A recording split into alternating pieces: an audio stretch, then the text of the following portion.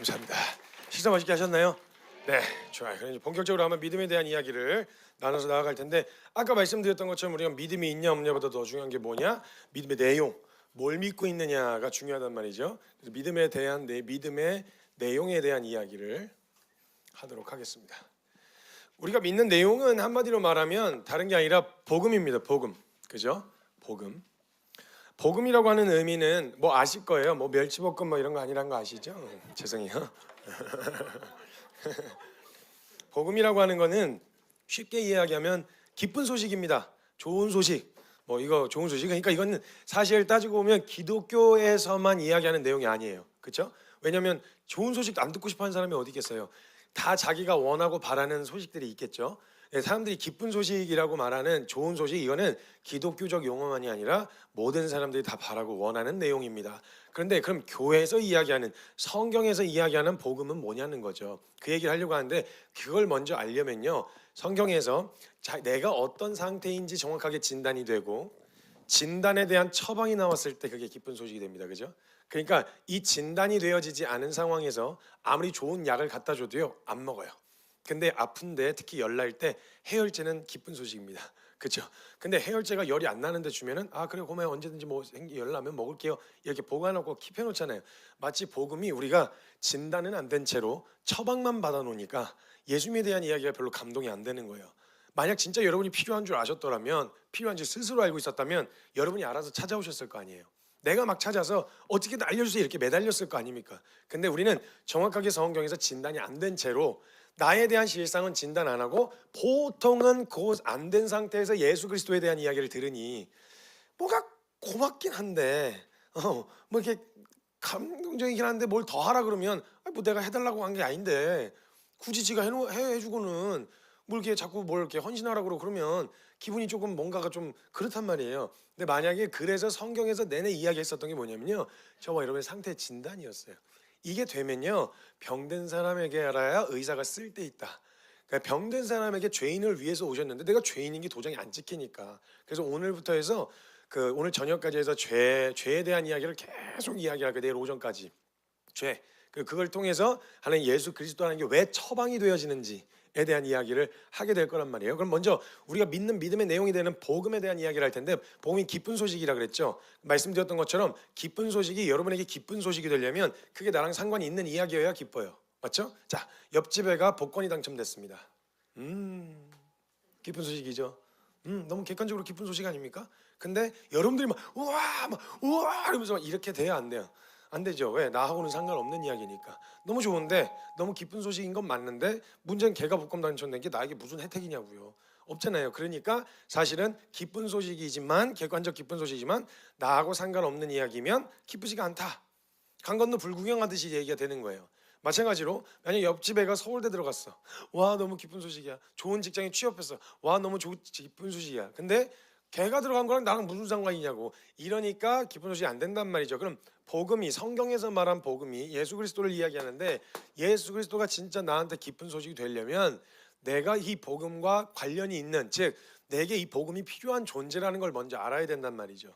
그래야만 이 복음이 우리에게 진짜 기쁜 소식으로 다가올 수 있게 되어지는 거예요. 그래서 저는 오늘 이 시간을 통해서 먼저는 예수 그리스도에 대한 이 복음이 어떤 내용인지는 뒤에 이야기하고, 저와 여러분이 복음이 필요한 존재인 걸 먼저 앞서서 다룰 거예요.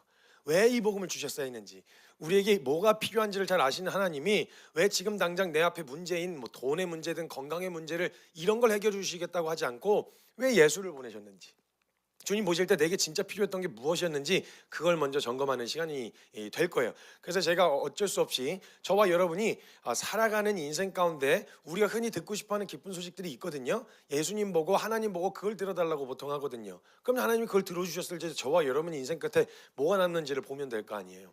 그러면 주님이 왜 그걸 안 주셨는지와 주님이 진짜 주시려고 하는 게 무엇인지를 이야기할 수 있는 여지가 생기게 되어진단 말이죠. 그래서 백날 좋은 예수님 얘기를 해봐야 내 오늘의 상황이 더 크게 다가오면요, 내 문제 해결해 달라고 그러지 예수님이 오셨다는 일이 별로 나한테 감격이 안 돼요.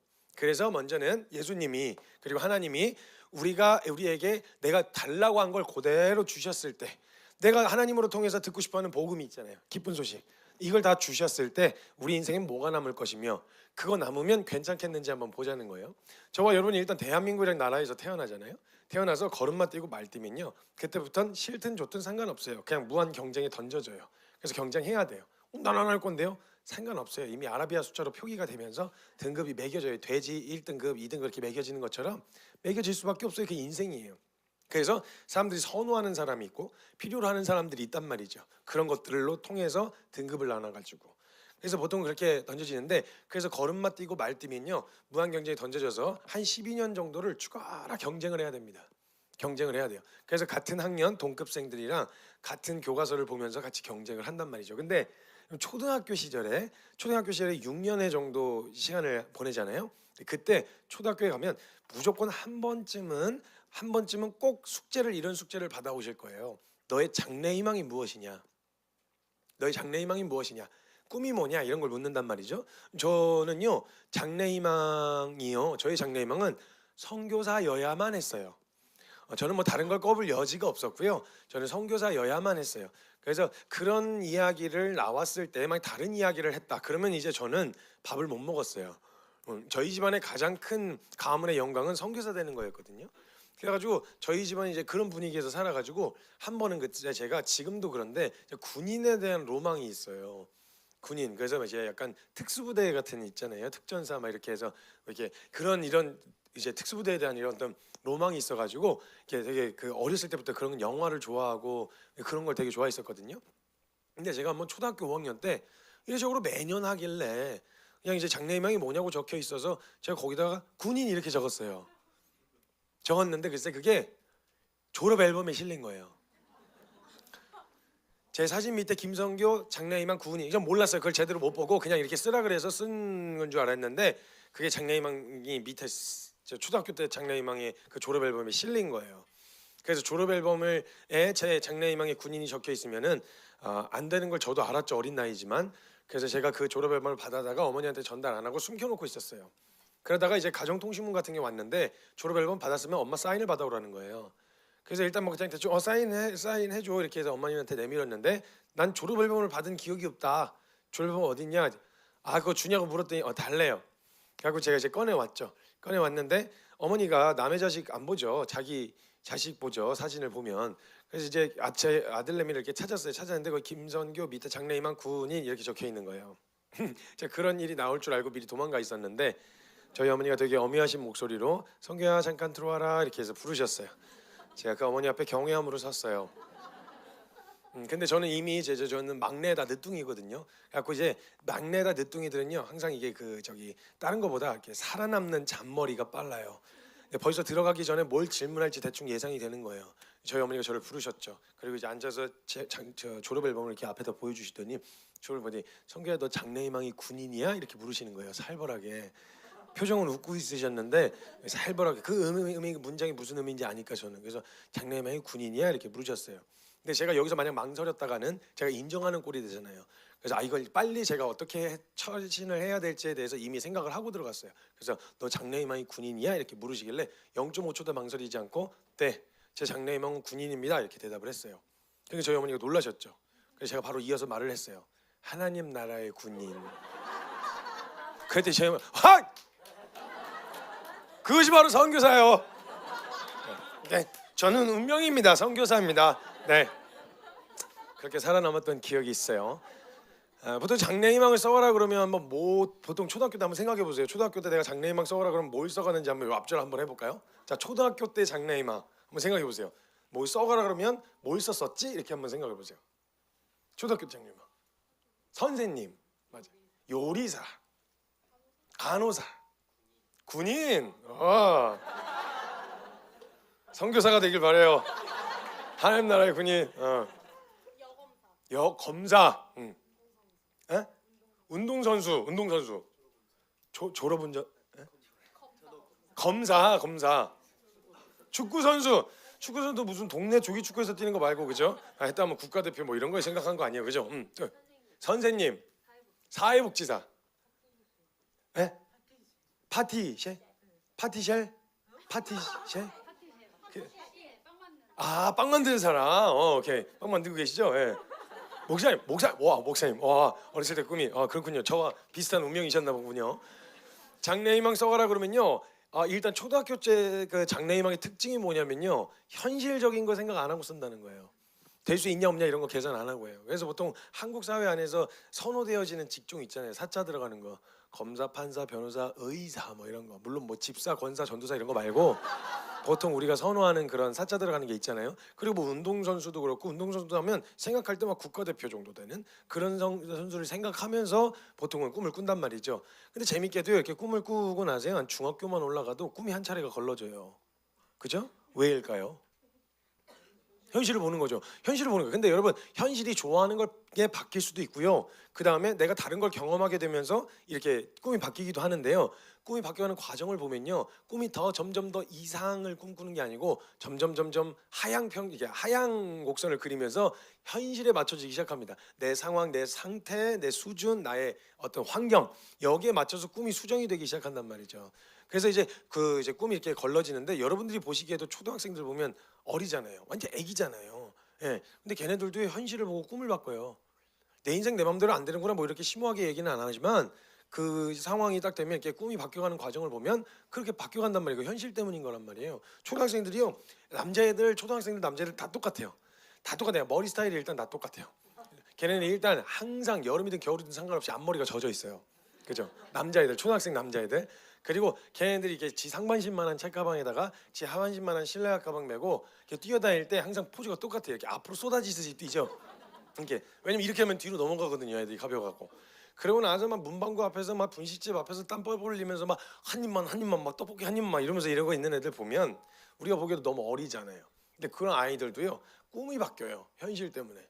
그러고 나서 이제 중학교 올라가잖아요. 중학교 올라가면요, 특히 저는 뭐 태어나서 여자였던 적은 없어가지고 모르겠는데 남자들 같은 경우는 남자 100년 인생을 따진다면 인생의 최절정기가 언제냐? 15살 때쯤이에요. 이때는 뭐 꿈이고 비전이고 나발이고 다 필요 없어요. 이때는 나만 있으면 돼요. 북한의 김정일도 얘네들 무서워서 못 들어온다는 얘기가 있을 정도로 감당이 안 돼요. 얘네는 보통 음지와 습지를 굉장히 좋아합니다. 그래서 화장실 같은 데 처박혀서 들어가면 나오질 않아요. 뜨거운 물 펑펑 써가면서 습기가 가득 낀 거울 앞에 서 있는 걸 좋아해요.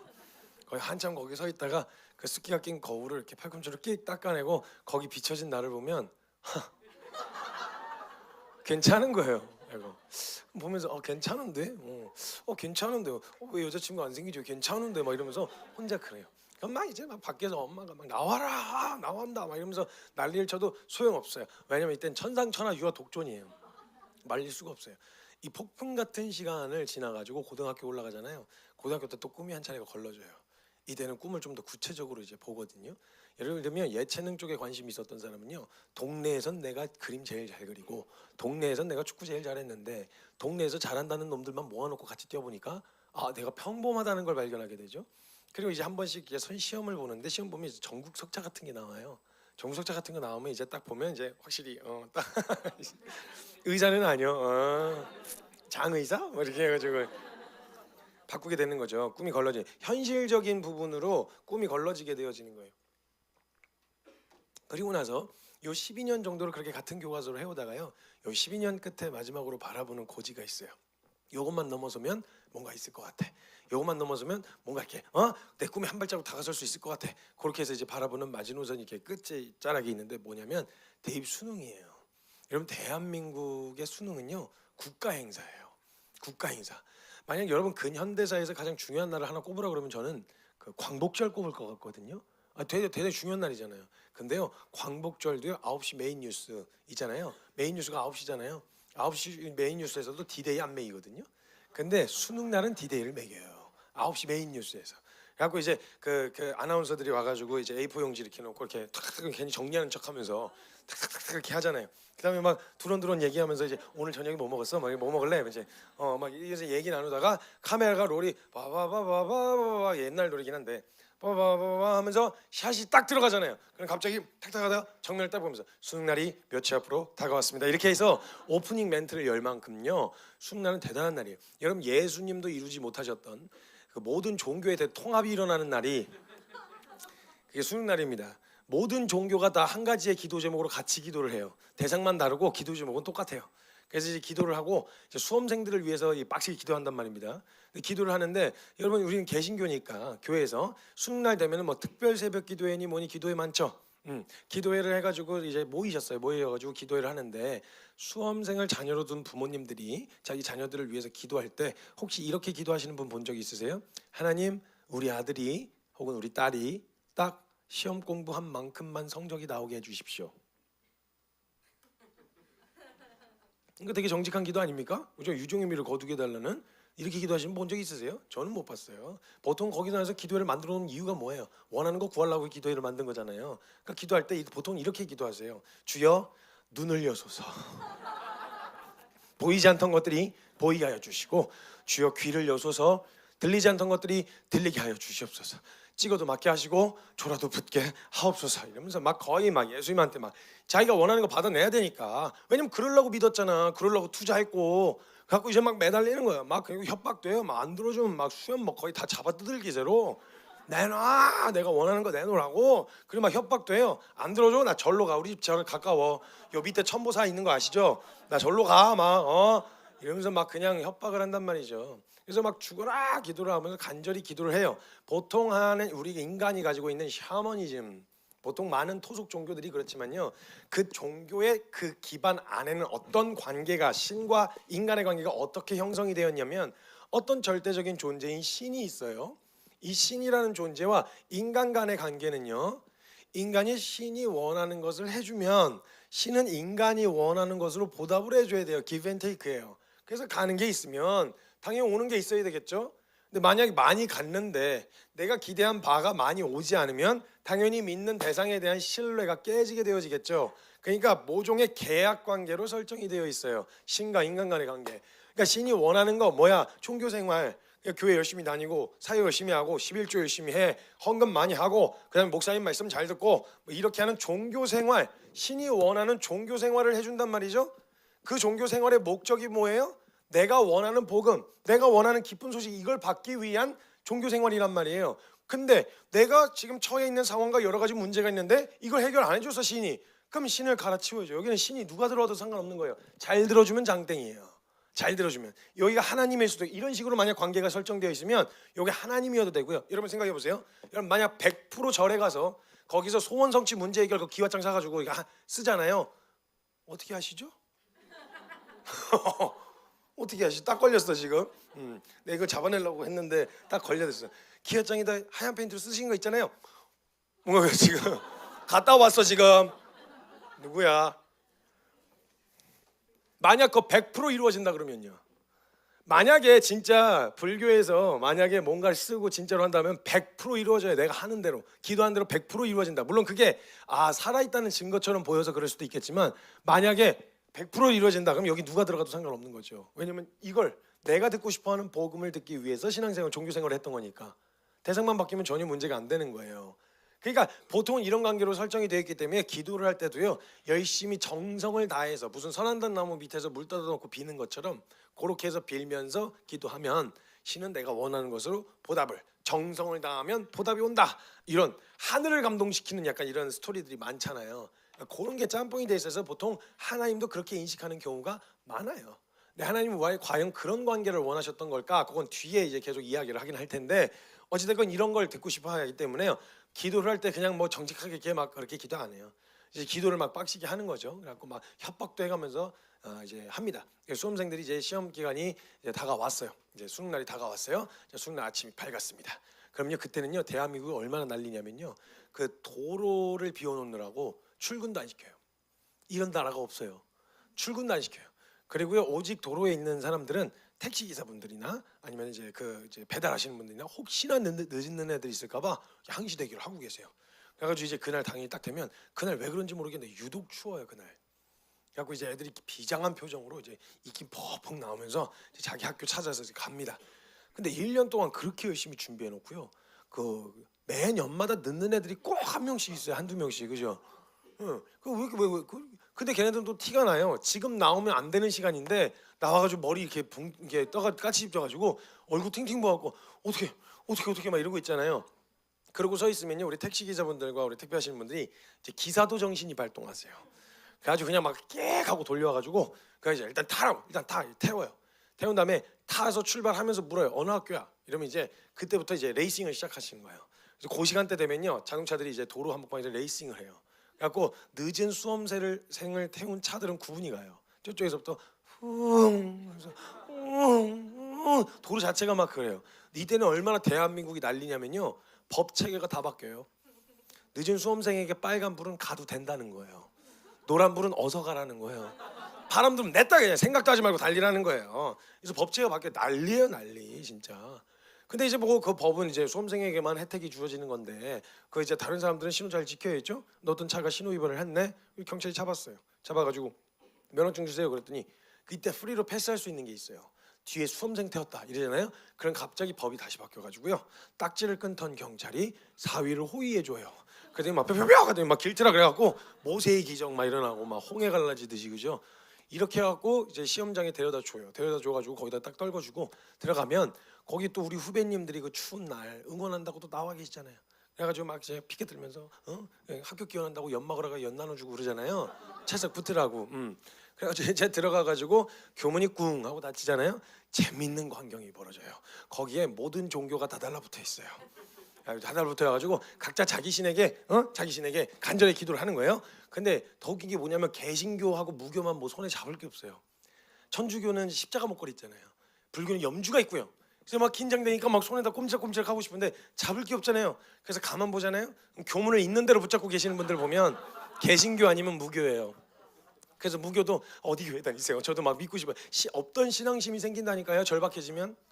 그래서 종교생활 이 종교 장사가 안 끝나는 이유가 그거예요. 뭐라도 붙들고 싶을 때 찾고 싶은 존재거든요. 어떤 절제적인 존재는.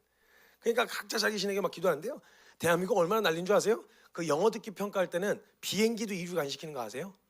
야 이런 나라가 어디 있어요? 여러분 대한민국 사람들 성질이 얼마나 급한 줄 아세요? 비행기 시간 2시간 남겨놓고도 일단 뛰어서 그 앞에 가야 마음이 안심이 되는 사람들이에요. 그런 사람들이 비행기를 탔는데 이륙을 안 시키고 있네? 뭐라고 하겠죠. 왜 이륙 안 해요? 지금 계속 늦었는데 이랬는데 다른 사람들은 다 컴플레인 걸어도요. 만약에 그 한국 사람이잖아요. 지금 영어 듣기 평가 중이에요. 이렇게 하잖아요. 그 성질 급한 사람도 오케이 얼마든지 애들 시험 잘 봤으면 좋겠다 막 이런 생각 들고 이래요. 대단한 적이란 말이에요. 자 그러면 자 수험생이 이제 시험을 치렀습니다. 시험을 치르고 이제 그 수능 날이 끝나게 되어졌어요. 자 그럼 이 수능 시험을 치른 이 학생에게 수험생에게 그리고 그 가족에게 들려질 수 있는 복음 즉 기쁜 소식이 있다면 뭘까요? 좋은 성적. 좋은 성적이면 어디 가니까 내가 원하는 학교, 그죠? 원하는 대학, 원하는 과에 합격하는 거. 자, 오케이. 누가 들어줬던 간에 그 아이가 가장 기다렸던 소식이 뭐였냐? 원하는 대학 합격이에요. 자, 그럼 낙관적으로 봅시다. 내가 원하는 대학, 원하는 과에 입력해서 수험번호 딱 쳐서 눌렀더니 합격 뜬 거예요. 자, 이러면 어때요? 이제 기쁘죠? 이제 기쁘죠? 나 옆에 애가 서울대 들어간 거랑 상관없이 내가 원하는 대학 들어가서 이제 기쁘죠? 이게 복음이에요. 이게 복음이에요. 어려운 거 아니죠? 성경에서 이야기한 복음이라는 내용이 뭔가 강 건너 불구경하듯이 뜬구름 잡는 이야기가 아니라 저와 여러분하고 상관 있는 이야기. 자, 그럼 복음이 들려졌어요. 원하는 대학 합격했어요. 기쁘잖아요. 이제 거기서 나오는 모든 반응들이 복음이 진짜 우리에게 복음 됐을 때 나오는 반응들이에요. 막 이제 막 기쁜단 말이에요. 그럼 막 이제 막 너무 즐겁고 실제로 막 눈물도 쏟아지고 감격도 된단 말이죠. 와, 그 고생이 모두 다 보상받는 것 같은 이런 마음이 들면서 그럼 이제 이제 어떤 일이 일어나냐? 이 기쁜 소식을 만방에 알리고 싶어요. 그렇죠? 그래서 보면은요, 그 좋은 대학교 들어간 친구들은 고등학교 입구에 그 교문 앞에 보면 축 합격 그냥 플래카드 빡. 아파트 단지 입구에 축 합격 그냥 플래카드 빡. 학원 벽면에도 축 합격 그냥 빡. 제가 딱 한 번인데 교회 입구에도 붙어 있는 거 봤어요. 축 합격. 거기 떨어진 애들도 있을 건데 그거 어떡 하려고 그걸 붙여놨나 모르겠는데 축 합격 딱. 그럼 이제 무슨 일이 일어나요? 우리 어머니들 어떻게 해야 돼요? 전화해야죠. 전화했는데 그냥 하기에는 좀 그렇잖아요. 그래서 이제 열어가지고 이렇게 찾아가지고 연락처 오랜만에 연락할 사람 두고 대놓고 얘기하기 민망하니까 그래갖고 이렇게 하다가 찾았어. 그래갖고 그 뚜껑 달려 있는 그 전화기 있잖아요. 눈앞에 가려져가지고 아 여보세요. 어머 지지배야. 어머 그래 잘 지냈어? 바로 얘기하긴 좀 뭐하니까 이런저런 안부를 묻다가 글쎄 내가 무슨 뭐 우리 아들이 그냥 내가 무슨 뭐 학원 제대로 뭐 간 것도 없고 과외 하나 뭐 제대로 해준 것도 없고 그냥 막 지가 그냥 학교에서 그냥 교과서 가지고 꽁냥꽁냥 그러더니 그냥 뭐 그래가지고 그냥 거기 그냥 붙어버렸지 뭐야. 어이없어. 알리고 싶, 입이 근질근질거려요. 알리고 싶어가지고 나한테 기쁜 소식이 되잖아요. 알리고 싶단 말이죠. 그래서 복음은요, 전해야만 하니까 전하는 게 아니고 전할 수밖에 없는 거예요. 틈만 나면 그 이야기 하고 싶어지거든요.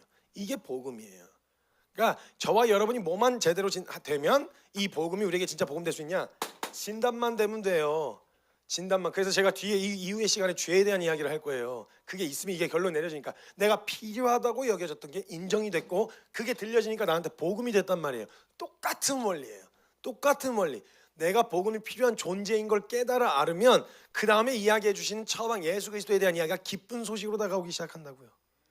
그러니까 이 복음이 들어왔는데 문제는 뭔지 아세요? 우리가 흔히 기다리고 원하는 기쁜 소식에 문제점들이 있습니다. 주님이 주시는 기쁜 소식과 복음이 아니라 우리가 기다리는 복음에 문제가 있는 문제점들이 있는데 그 문제점들이 뭐냐면요. 첫 번째, 이게 너무 일시적입니다. 일시적이에요. 좋긴 좋아요. 진짜 복음이에요. 근데 잠깐 좋았다 금방 여러 가지 상황이나 문제 혹은 시간이 좀 지나면 금방 희석돼 버려요. 그래서 여러분 여기 한번 보세요. 원하는 대학이든 아니든 그 과정 다 겪으신 분들이잖아요. 자, 대학교 들어갔더니 모든 고민 다 끝나셨어요? 안 끝나죠? 안 끝나요. 지금 그 기쁨으로 계속 사십니까? 아니죠. 대학교 들어가고 수능 끝났다는 그 즐거움으로 사시는 거 아니잖아요. 우리의 인생이 수능 시험 끝난 그날 저녁만 같으면 얼마나 좋아요. 그죠? 수험표 딱 들고 롯데월드 가면 50% 빠. 미용실 가면 50% 빠. 어딜 가도 응원해주고 막 어머 고생 많았어. 다 날 편인 것 같은 이런 분위기에서 살면 얼마나 좋겠어요. 근데 여러분 살아보시면 아시겠지만 고민 안 끝나요. 안 끝난단 말이에요. 기쁘지 않은 건 아니에요. 복음은 복음인데 너무 일시적이다 이 말이에요. 그리고 두 번째 문제가 하나 더 있습니다. 뭐냐? 상대적이에요. 모두가 함께 기쁠 수는 없어요. 내가 100대 1의 경쟁률을 뚫고 합격했으면 99명은 울었단 얘기예요. 모두가 즐거울 수는 없어요. 내 기쁨이 누군가의 슬픔 위에 세워진 거라는 거죠. 모두가 기쁨이 일시적이고 상대적인 거예요. 그럼 누군가 웃으려면 누군가 울어야 돼요. 그럼 내가 울고 있다는 건 누가 웃고 있다는 거죠. 여러분 코로나만 해도요. 모두가 다 슬펐던 거 아니에요. 코로나로 떼돈 번 사람이 있어요. 떼돈 번 사람. 마스크 공장장은요. 그냥 막 이런 일이 있을 수가 있나 이래갖고 너도 나도 막 거기 뛰어들었었고요. 한 번은요. 그 빵집에 갔더니 그 사장님한테 요즘 너무 힘드시죠? 이랬더니 아니요. 제 평생에 돈을 이렇게 벌어본 적이 없는데요. 요시가 어디 가지 못하니까 빵을 사가지고 가는 거예요. 싹쓸어서. 그러니까 빵집이 그렇게 잘 됐다네요. 빵집이. 그러니까 상대적이에요. 누군가는 우는데 누군가는 웃어요. 그러니까 우리가 기다리는 기쁜 소식이 이렇단 말이에요. 자, 그럼 계속 일단 가봅시다. 계속 가보죠. 자, 원하는 대학에 합격했어요. 하여튼 고민 안 끝났잖아요. 일단 저와 여러분이 여러분 스스로 아니면 부모님이 100% 학비를 지원해 줄 수 있는 능력이 안 되시면 여러분 학자금 대출이라는 걸 받아야 되죠. 빚을 져야 된다고요.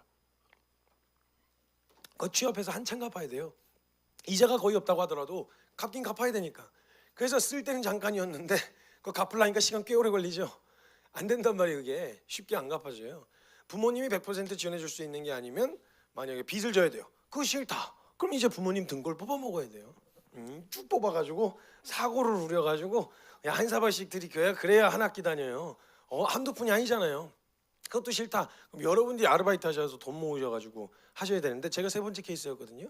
이제 공부를 하러 가려고 이제 해외로 공부를 하러 가려고 돈을 모았는데 6개월 동안 반지하 원룸에서 살면서 6개월 동안 아르바이트하면서 새벽 그리고 점심까지 아르바이트하고 그 이후에 공부 이렇게 스케줄 해가지고 했는데 6개월 동안 비행기 티켓값 모았어요.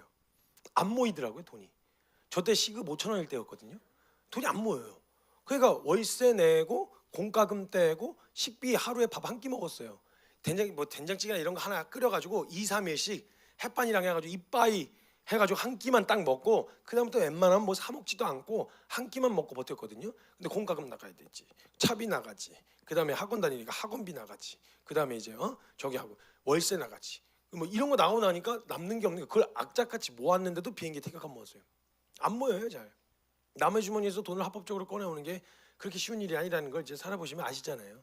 중고등학생 때야 그냥 엄마한테 좀 더 달라고 막 이러고 이거 뭐 어떻게 하냐고 이러면은 원하는 만큼은 아니더라도 나왔거든요. 이런 밖에서 일할 때 그렇게 해보세요. 손님한테 카페에서 알바하고 있는데 4,500원입니다 했는데 4,500원 긁으려고 그러니까 500원만 더 달라고 바로 귓방망이 날아가는 거예요. 옛다 받아라 500원 이래가지고 이제 막 그렇게 된다고요. 그러니까 안 돼요. 남의 주머니에서 돈을 합법적으로 꺼내오는 게 그렇게 쉬운 일이 아니라는 걸 금방 경험하게 된다는 거죠. 고민이 안 끝나요. 그럼 이제 그 다음으로 이 대학교 4년을 그렇게 보내다가 뭔가 환상에 그리고 있었던 성인으로서의 삶이 시간이 처음에는 뭐 1, 2학년 때는 재밌게 논다 그래도 한 3, 4학년 되면 이제 바득바득 이제 압박이 다가오기 시작하거든요. 그 이제 취업 전선에 뛰어들어야 되겠죠. 그 다음으로 바라보는 그 저기가 뭐냐면 취업이에요. 취업해야죠. 대학교 들어가고 나서 이제 취업을 해야 된단 말이에요.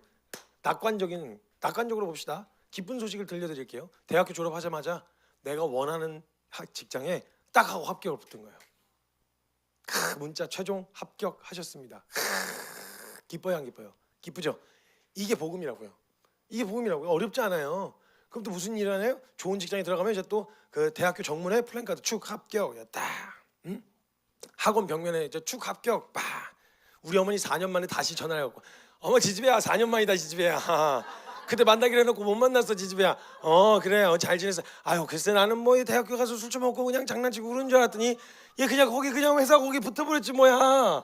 어이없어. 이래가지고 연락을 해야 간지러워 입이 간지러워서 얘기를 안 할 수가 없어요.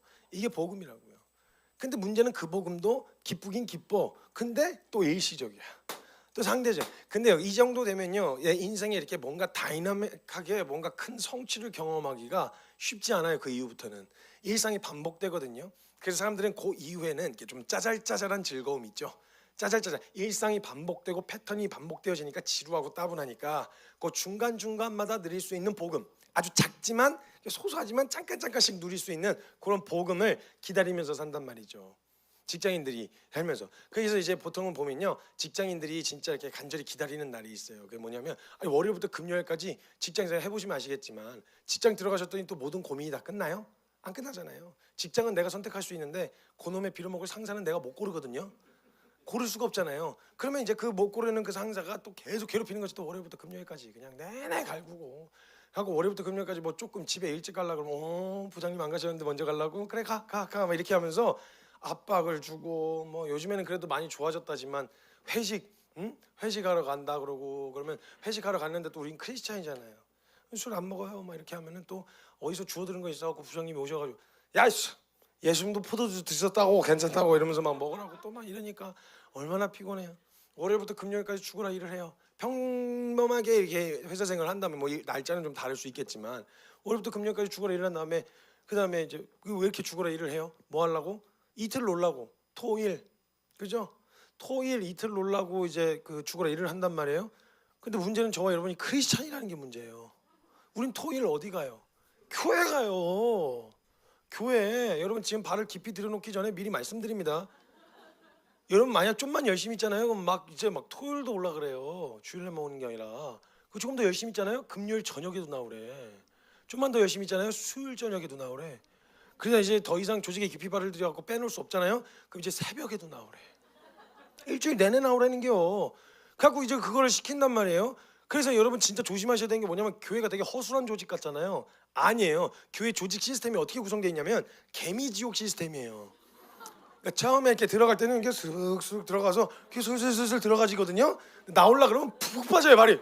푹. 그리고 이제 막 밑에서 갑자기 누가 잡아 당기고 있는 게 보이는 거예요. 우리 조장님, 목사님. 그래서 나가려고 그러는데 안 나가죠. 이게 막 거의 벗겨질 정도로 하지 않으면 독한 마음 안 품으면 나오기가 쉽지가 않아 이게. 웃는 얼굴에 침 못 뱉는다고 왜 안 나와요? 한번 와야지 같이 봐야지. 왜 안 나오고 그래? 왜 막 쫓아다니고 이러면요. 나가야 돼. 가야 된단 말이야. 교회 시스템이 무서우니까요. 지금 깊이 발을 안 드셨으면 계속 안 들이시는 걸 추천해드려요. 만약 그냥 제대로 된 걸 발견해서 가는 게 아니라면 깊이 들이기 이제 그 안 들이시기를 추천해드립니다. 그러니까 이제 일주일 내내 교회 가야 되는 거야. 그러면 우리가 딱 이제 이틀밖에 못 노는데 그거 다 교회 갖다 바쳤으니 그럼 이제 직장인들이 기다리는 날이 뭐예요? 평일 중에 빨간 날이죠. 평일 중에 빨간 날. 그래서 직장인들 보면 앉아서 탁상 한 달이 시작하는 날과 새해가 시작될 때 제일 먼저 하는 게 앉아서 탁상 달력에서 이제 빨간 날이 며칠이나 있는지 체크하는 거 그거부터 한단 말이죠. 그게 제 일 업무예요. 이제 체크해갖고 이렇게 표시하잖아요. 문제가 뭔지 아세요? 빨간 날이라는 게 이게 국가 공휴일이에요. 국가가 정해줘야 돼요. 내가 원하는 데 있는 게 아니고. 그래서 이제 어쩔 때는 잘 맞아 떨어지는데 이번 연도가 대박이에요. 이번 저 추석이 대박인 거 아시죠? 야스. 그때까지 견디는 거야. 이렇게 해서 그냥 그런 기쁜 소식, 짜잘짜잘한 기쁜 소식을 기다린단 말이죠. 근데 이게 마의 구간이라는 게 있어요. 7년에 한 번씩 돌아와요. 마의 구간이. 그래서 이제 그 모든 빨간 날이 이상하게 걸쳐 있는 해가 있어요. 이제 보통 7년에 한 번씩 들어오는데 때는 제가 2016년이었는데요. 와, 그때 제가 2016년에 거의 연말이 되면요, 빨간 날, 그러니까 매년마다 연말은 빨간 날이 퐁당퐁당 많이 있잖아요. 12월에 가장 큰 행사가 뭐죠? 크리스마스잖아요. 그래서 크리스마스에서 이제 사람들이 크리스마스 해갖고 이제 한 장씩 펼쳐서 12월을 딱 봤는데 2016년 12월 25일이 주일이었어요. 주일이었어요. 진짜 막 성경에서 이야기했던 그 사도 바울이 그 살 소망이 끊어진다는 말이 무슨 말인지 막 이해가 되는 거 있죠. 아, 이런 기분이구나, 막 이런 생각이 들어요. 근데 어떻게 살아야죠? 그래서 이제 한 가지 위안을 삼았어요. 우리는 크리스찬이잖아요. 그러면 이제 크리스마스 때 어디 가요? 교회 가요. 주일날은요, 교회 가요. 그러니까 두 번 갈 거 한 번에 몰아서 갔다 그냥 이렇게 이제 위로를 삼았어요. 그렇게 위로를 삼을 수 있었던 건 그 다음에 신년 1월 1일이 기다리고 있잖아요. 금방 빨간 날이잖아요. 그래서 그래, 또 있으니까 그래, 오케이 하면서 달력을 딱 펼쳤는데 이 바보가 놓친 게 있죠. 25일부터 1월 1일까지는 딱 7일 차이예요. 크리스마스의 요일이 딱 신년 새해의 요일이에요. 딱 펼쳤는데 1월 1일 주일인 거예요. 사회 소망이 끊어지는 것 같은 다시 한번 큰 고통이 찾아 들어오면서, 그렇지만 살아야지 어떻게. 그래서 이제 한 가지 또 위로를 삼았죠. 우린 크리스천이잖아요. 1월 1일 날 어디 가요? 교회 가요. 주일날은 교회 가요. 두 번 갈거 한 번에 몰아서 갔다, 이렇게 또 이제 위로를 삼았어요. 그렇게 또 금방 위로를 삼을 수 있었던 이유는 뭐냐? 금방 또 이제 설날이 기다리고 있지 않습니까? 그래가지고 이제 한번 이거 아들이 잘 맞으면은 일주일 그냥 통으로 쉬는 기라. 그래가지고 까치까치 설날은 어저께인데 우리 설날은 언젠가 해서 딱 펼쳤는데 그때요, 금토일이었어요. 금토일. 그때 대체 공휴일도 안 표시가 안 돼 있었어요. 그때 달력에 딱 봤는데 이제 뭐 더 위로를 삼을 수 있는 게 없어. 이제 뭐 어떻게 살아야 될지 모르겠어. 그래서 이 세상에 덧정이 없어지면서 이제 주님 오셔도 될 것 같아. 주님 구름 타고 오신다 그래갖고 밖에 나갔는데 구름 한 조각 딱 떠 있길래 저거 타고 오시려나 보다, 이런 생각이 들면서 빨리 그만했으면 좋겠는 생각이 막 찾아 들어온단 말이죠. 근데 이런 짜잘짜잘한 행복, 기쁜 소식을 들으면서 살아요. 기대하면서.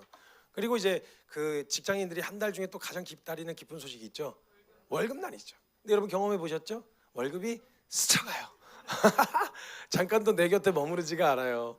이제 거기 보통 맞춰서 그렇게 해놓거든요. 날짜를. 띠링 하고 들어왔다. 와, 월급 들어왔다. 띠링 이제 나가야죠. 월세 살고 있으면 월세 나가야 되죠. 공과금 나가야 되죠. 카드값 나가야 되죠. 핸드폰 요금 나가야 되죠. 보험료 나가야 되죠. 막 뚝뚝뚝뚝 다 떼고 나면 남는 게 별로 없어. 그럼 이제 무릎을 탁 치면서 깨닫는 거죠. 아, 나는 돈을 벌고 있었던 게 아니라 쓴 걸 갚으면서 살고 있었구나. 이런 걸 이제 깨닫게 되어지는 거예요. 남는 게 없는 거죠. 그래서 여러분 한 20만 원만 더 벌면 뭐 할 수 있을 것 같잖아요. 저축도 하고. 근데 희한하게 20만 원 더 벌면 20만 원 더 쓸 일이 생겨요. 그냥 안 모여요. 잘 안 모인단 말이에요.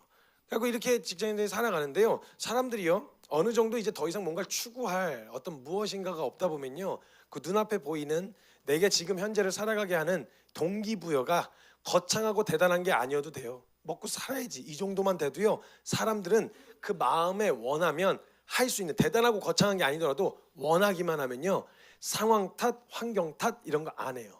여러분, 인간에게는요 하나님 형상 닮았잖아요. 형상은 외형적인 것만 말하는 게 아니라 성품과 인격도 닮은 걸 말해요. 그래서 정확하게요, 사람은요 하나님의 창조력과 창의력을 닮았어요. 창의력을 닮았어요. 그래서 구상하고 계획한 다음에 만들어내는 걸, 이걸 할 수 있는 게 인간이에요. 여러분, 까치 집은요 아직도 건축 기술이 발전을 안 했거든요.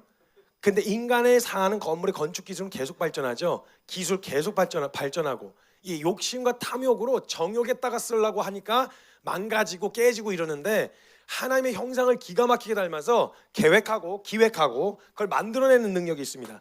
마음에 원하기만 하잖아요. 만들어내요.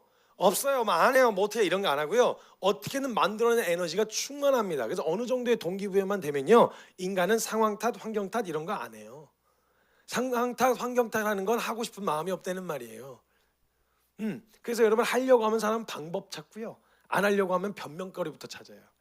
사람이 그 정도의 동기부여만 돼도요, 그리고 말이 장황해져요. 한다 안 한다에 대해서도 마음이 있으면요 복잡하게 계산 안 해요. 이런 건데도 괜찮겠어? 저런 건데도 괜찮겠어? 상관없어요. 아무 데지 그냥 막 해도 돼요. 괜찮아요. 단순해지거든요. 할 마음이 없으면 이거는요, 저거는요, 저렇게 되면요, 이런 걸 어떻게 해요? 일어나지도 않은 일을 계속 갖다 붙여가지고 안 하려 그래요. 그게 사람이에요. 그 사람은 그런 동기부여만 되잖아요. 그냥 에너지가 넘쳐나요, 넘쳐나. 제가 그걸 한번 봤는데 글쎄, 여러분 그 수도권에 사시는 분들은 출퇴근 시간에 지옥철 타시죠? 와, 제가 한 번은요 이 지옥철을 타는데요, 지옥철을 탔어요. 타가지고 가는데 제가 인천에서 살 때였어요. 인천에서 살 때였는데 천안에 강의가 있어가지고 아침 일찍 나가야 되는 상황이었어요. 오전 강의라서. 그날 저녁에, 그 전날 저녁에 눈이 글쎄 어마어마하게 온 거예요. 눈이 이만큼 쌓였어요. 근데 이게 고속도로 잘못 탔는데 눈길에 아침에 출근 시간에 잘못 걸리면요, 사고 나 있거나 이러면 시간 가늠이 안 돼요. 안 되겠다 해가지고 지하철을 타고 가자 이렇게 생각을 해가지고 지하철을 타러 갔는데, 지옥철, 진짜 제대로 된 지옥철을 와, 진짜 어디까지 줄을 서 있었냐면 계단 있죠, 들어가는 입구 몇 번 출구 그 계단까지 줄을 서 있는 거예요. 눈치 싸움에 실패한 거죠. 저 같은 생각을 한 사람들이 다 찾으러 왔을 거 아니에요. 그 지하철 타러 왔을 거 아니에요. 그래갖고 다 거기서 서 있는 거예요. 그리고 나서 제가 발을 들였는데 딱 계단에다 발을 들이고 나서, 야, 이거 탈 수는 있나? 제 시간에 갈 수는 있나? 이런 생각을 하기에는 이미 늦었어요. 그때부터는 제 의지로 움직인 적이 없어요. 전 제 의지로 지하철을 탄 기억이 없어요. 태워줬어요. 저 그냥 가만히 있었는데 그냥 밀려서 타고 보니까 지하철이었어요. 그래갖고 그렇게 이제 지하철 타고 가는데 와, 꽉 찼어요. 꽉 찼어요. 제가 되게 그 막내다 늦둥이인데다가 애교도 많고 장난기도 되게 많아요. 그래서 제가 스킨십을 되게 좋아해요. 그래서 저희 어머니랑 아직도 손잡고 다니고 팔짱 끼고 다니고 막 이러거든요, 어머니랑 다닐 때. 근데 그런 저도요, 저희 부모님하고 얼굴을 그렇게 가까이 맞대어 본 기억이 없어요. 뭐 잠깐 허깅은 해도 3, 40분씩 그러고 있을 이유가 뭐가 있어요. 근데 저는 생전 처음 본 사람을 갖다가 3, 40분을 진짜 가까이서 이렇게 계속 서로 고개만 동시에 돌리면 입을 맞출 정도로 완전히 이게 일어서 이걸 아침 저녁 매일 해요. 출퇴근 월요일부터 금요일까지. 근데 재밌는 게 뭔지 아세요? 그 중에 누구도 불평불만 안 해요. 불평불만 하는 소리가 없어요. 다 그냥 운명처럼 받아들여서 해야 되니까. 왜? 먹고 살아야 되니까. 그 정도의 동기만 부여가 돼도요, 남 탓, 상황 탓 안 해요. 그냥 운명처럼 받아들여요. 그래서 지하철에서 오로지 나오는 소리라고는 출발하고 멈출 때, 윙 하고 출발할 때 이렇게 기울어지잖아요. 그때 오오오오 뭐 이 소리밖에는 없어요. 그걸 월요일부터 금요일까지 아침 저녁 매일 해요. 근데 누구도 불평불만 안 해요. 이게 인간 안에 있는 에너지라니까요. 이게 사람이 가지고 있는 에너지. 그 지하철을 타고 가는데 글쎄, 제가 이렇게 중앙에 있었는데 저쪽 앞에 입구 쪽에서 그 문 쪽에 붙어 있는데 어떤 대학생쯤 돼 보이는 자매가, 이렇게 크지 않은 자매가 압사당할 것 같더라고요. 압사를 진짜 막 이렇게 하는 소리가 들리는 거예요. 야, 저거 진짜 죽겠다. 이거 구해줘야 되는 거, 도와줘야 되나 이렇게 생각했는데 냅뒀어요. 그냥 알아서 살겠지 싶어갖고. 왜 그랬냐면 그 압사당할 것 같은 그 긴박한 순간에서 또 게임을 하고 계시더라고요.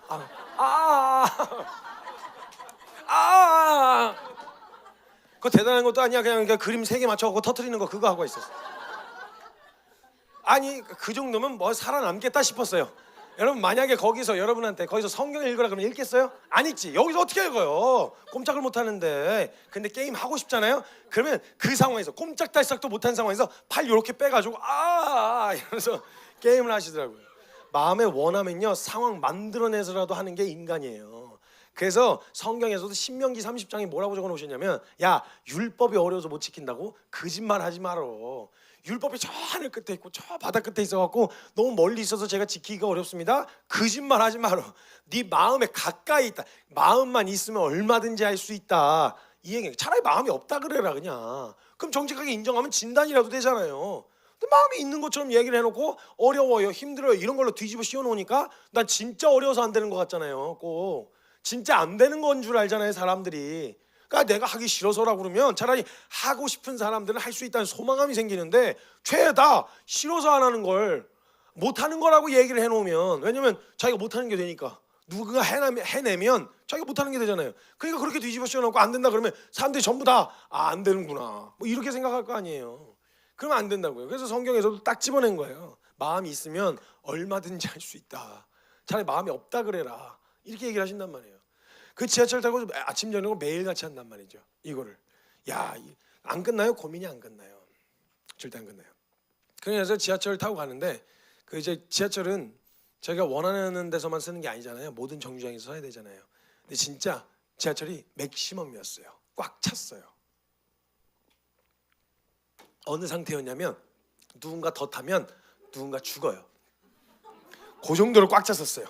근데 이제 지하철 타고 가는데 그 다음 정류장으로 가는데 글쎄 그 다음 정류장에 사람들이 꽤 많은 거예요. 많이 내릴 역이 아닌데 사람들이 꽤 많은 거예요. 그래서 제가 속으로 그랬죠. 못 탄다. 안 된다. 근데 사람들이 이렇게 스크린도 앞에 이렇게 비춰진 사람들의 얼굴을 보니까 표정이 탈 것 같아. 안 된다. 여러분 제가 어느 곳에 서 있었냐면요. 그 아시죠? 이렇게 그 광야 아무것도 붙잡을 곳이 없는 광야와 같은 한복판 문하고 문 사이에 있잖아요. 거기 자리를 또 정해줬어요. 전 그때 전적인 의지와 전적인 신뢰가 뭔지를 배웠다니까요. 다리를 넓게 벌리고 있을 수도 없잖아요. 그럼 이제 다리를 모으고 있단 말이죠. 그럼 이제 지하철이 출발할 때요. 내가 뭘 버티고 견디 이렇게 안 돼요. 그냥 기대는 수밖에 없어요. 전적인 의지. 전적인 의지. 그래서 윙 하면서 기대야 돼요. 어쩔 수 없어요. 이거 아하 이러면서 이제 넘어가요. 넘어가면 옆에 계신 분들이 얼마나 신실하게 일으켜 주시나 몰라요. 막 팔꿈치로 막 팍팍팍 쳐가면서 막 이렇게 하면은 막 신실하게 이렇게 막 갈비 한 대 맞고 이제 다시 중심 잡고 일어서는 얼마나 은혜. 그 거기서 신뢰란 이런 거구나. 의지하는 거라는 건 이런 거구나. 이런 걸 막 배울 수 있단 말이죠.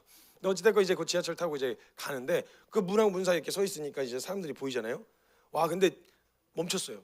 스크린 도어가 칙 하고 열렸어요. 어느 정도로 꽉 찼었냐면 맨 앞에 있는 사람이 안 튕겨 나가려고 이거 붙잡고 이러고 버티고 있는 상황이었단 말이에요. 이 정도로 꽉 찼었는데 글쎄 그 앞에 계신 분이 번거지 모자를 쓰고 등산배낭을 메고 서 계셨어요. 근데 이게 각을 이렇게 재시더니 그분도 좀 당황하셨나 봐요. 그래갖고 이제 안 타실 줄 알았는데 제가 속으로 아씨 안 돼. 아씨 타면 누군가 죽어. 안 돼. 그랬는데 아저씨가 탈라나 봐. 그러니 갑자기 이렇게 각을 보시더니 되게 익숙하게 이렇게 다리를 벌리고 있는 아저씨 다리 사이로 자기 다리를 하나 집어넣으시더라고요. 근데 지하철 문을 이렇게 잡으시더니 갑자기 되게 익숙하게 별로 그렇게 어색하지도 않아요. 갑자기 그런 게 아니야. 매번 하던 건가 봐. 따시 이렇게 밀어가지고 그걸 타셨어요. 다 내시더라고. 야 대단한. 근데 막 거기서도 웃긴 게 뭐냐면요. 누구도 불평불만 안 해요. 왜냐면 다 동병상련이거든요. 다들 그냥 가야 될 거 아니야. 출근해야지 어떻게. 그러니까 거기서도 다음 거 다 시켜. 양심 없는 시켜. 막 이런 게 안 해요. 거기 때도 조금 격하게 그냥 에이 이런 반응 외에는 안 나와요. 그걸 월요일부터 금요일까지 매일 해요. 매일 그 사이사이마다 느낄 수 있는 즐거움, 짜잘한 즐거움들 기쁜 소식 찾아가면서. 근데 보니까 이제 계속 그렇게 살다 보니까 이게 이렇게만은 아닌 거죠. 그래서 그 다음에 선택사항이긴 해요. 선택사항이긴 한데 혹시 내가 이걸 하면 행복할 수 있을까? 좀 다른 삶이 펼쳐질까? 행복할 수 있을까 하고 그 다음으로 바라보는 고지가 있어요. 뭐냐면 아시겠지만 결혼이에요. 결혼. 뭐 결혼해도 되고 안 해도 되는데 이제 다 이렇게 계속 살다가 보니까 큰 분기점 앞에 놓이게 되어지는 거죠. 그래서 이제 결혼을 이제 할 생각을 하고 물론 이제 그거 사명은 혼자 받아도 되는데 결혼은 혼자 받는 게 아니라서 양편 모두가 생겨야 할 수 있는 거긴 하잖아요. 근데 이제 결혼을 하기로 했어요. 이제 결혼을 한 거죠. 자, 그 결혼하신 분들에게 한번 여쭤봅시다. 결혼하셨더니 어떻게 모든 고민 다 끝나셨어요? 그럼요. 사랑하냐 안 하냐를 묻는 게 아니에요. 사랑하죠. 그 자식 사랑하죠. 죽일 만큼 사랑하죠. 너무 사랑한단 말이에요. 사랑하냐 안 하냐를 묻는 게 아니라 결혼했더니 고민 끝났냐 이걸 묻는 거예요. 근데 안 끝나요. 안 끝납니다. 뭐 이거 경험해야지 뭐 어떡해요. 로망을 이제 갖고 계시니까 그 경험 그렇죠 선배님들? 그래요. 부부끼리 같이 오셨으면 대답하지 마시고요. 제가 한 번은 이제 목회자 세미나에 간 적이 있었어요. 목사님들만 계시는 세미나에. 제가 나이가 그렇게 많지 않거든요. 근데 제가 지금보다도 더 어릴 때 목회자 분들만 한 5, 600명 모이는 세미나에 제가 강사로 가게 된 거예요. 말이 안 돼. 알았으면 저도 안 갔어요. 모르고 갔어요. 모르고. 어떻게 모를 수 있었냐? 저한테 뭐라 그랬냐면 PK들 목회자 자녀들을 위한 세미나라 그랬었어요. 저한테. 저는 MK거든요. 선교사 자녀. 그래서 저는 목회자 자녀, 선교사 자녀 하면 관심이 많아요. 사각지대에 놓여 있는 애들이 많으니까. 그래갖고 제가 묻고 따지지도 않고 그때는 선교사 자녀다, 목회자 자녀다. 그러면 일단 갔어요, 그냥. 근데 가서 도착을 했죠. 도착을 해갖고 저를 의전하시는 목사님을 만나가지고 같이 이렇게 들어가다가 회중을 이렇게 본 거예요. 그 밖에서 기다리고 있는 회중을 이렇게 봤어요. 슬쩍 이렇게 봤는데 들어가다가 아 요즘 목회자 자녀들이 되게 힘들구나. 애들이 너무 상한 거예요. 아 이거 정말 심각한 이거 한국 기독교가 이거 깨어나야 되겠네 이거.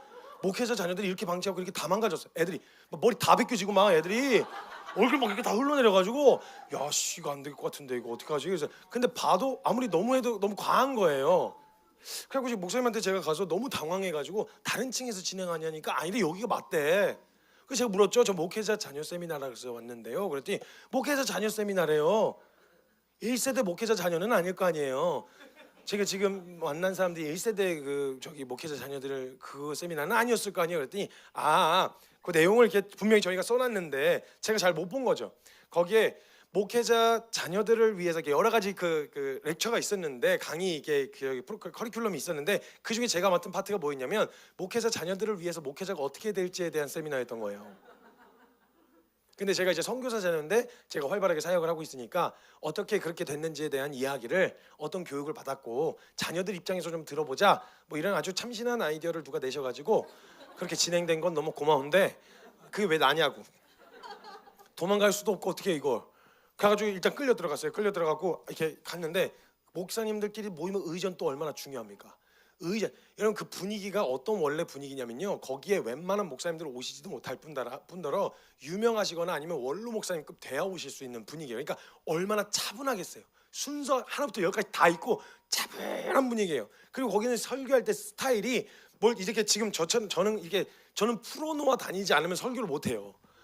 제가 이게 뭐 핸드마이크도 이게 무선이어야 되고 돌아다니면서 하다 보니까 근데 거기는 이제 귀뚜라미 같은 거 나온 거 이렇게 있잖아요.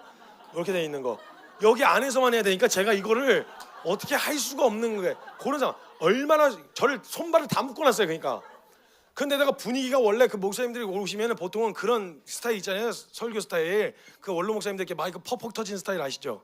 우리가 그렇게 될 줄로 믿습니다. 뭐 이런 거 있잖아요.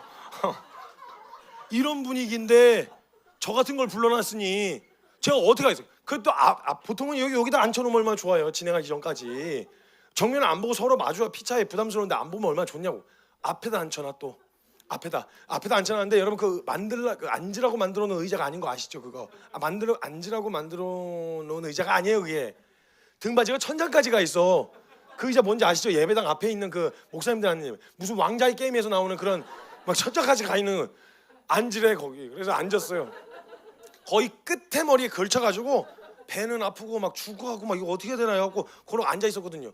근데 이제 순서가 돼가지고 나오라고 해서 이제 나왔는데 글쎄 분위기가 그 앉은 그 분들이 이렇게 앉아 계셨는데 앞줄에는 사모님들만 앉으셨어요.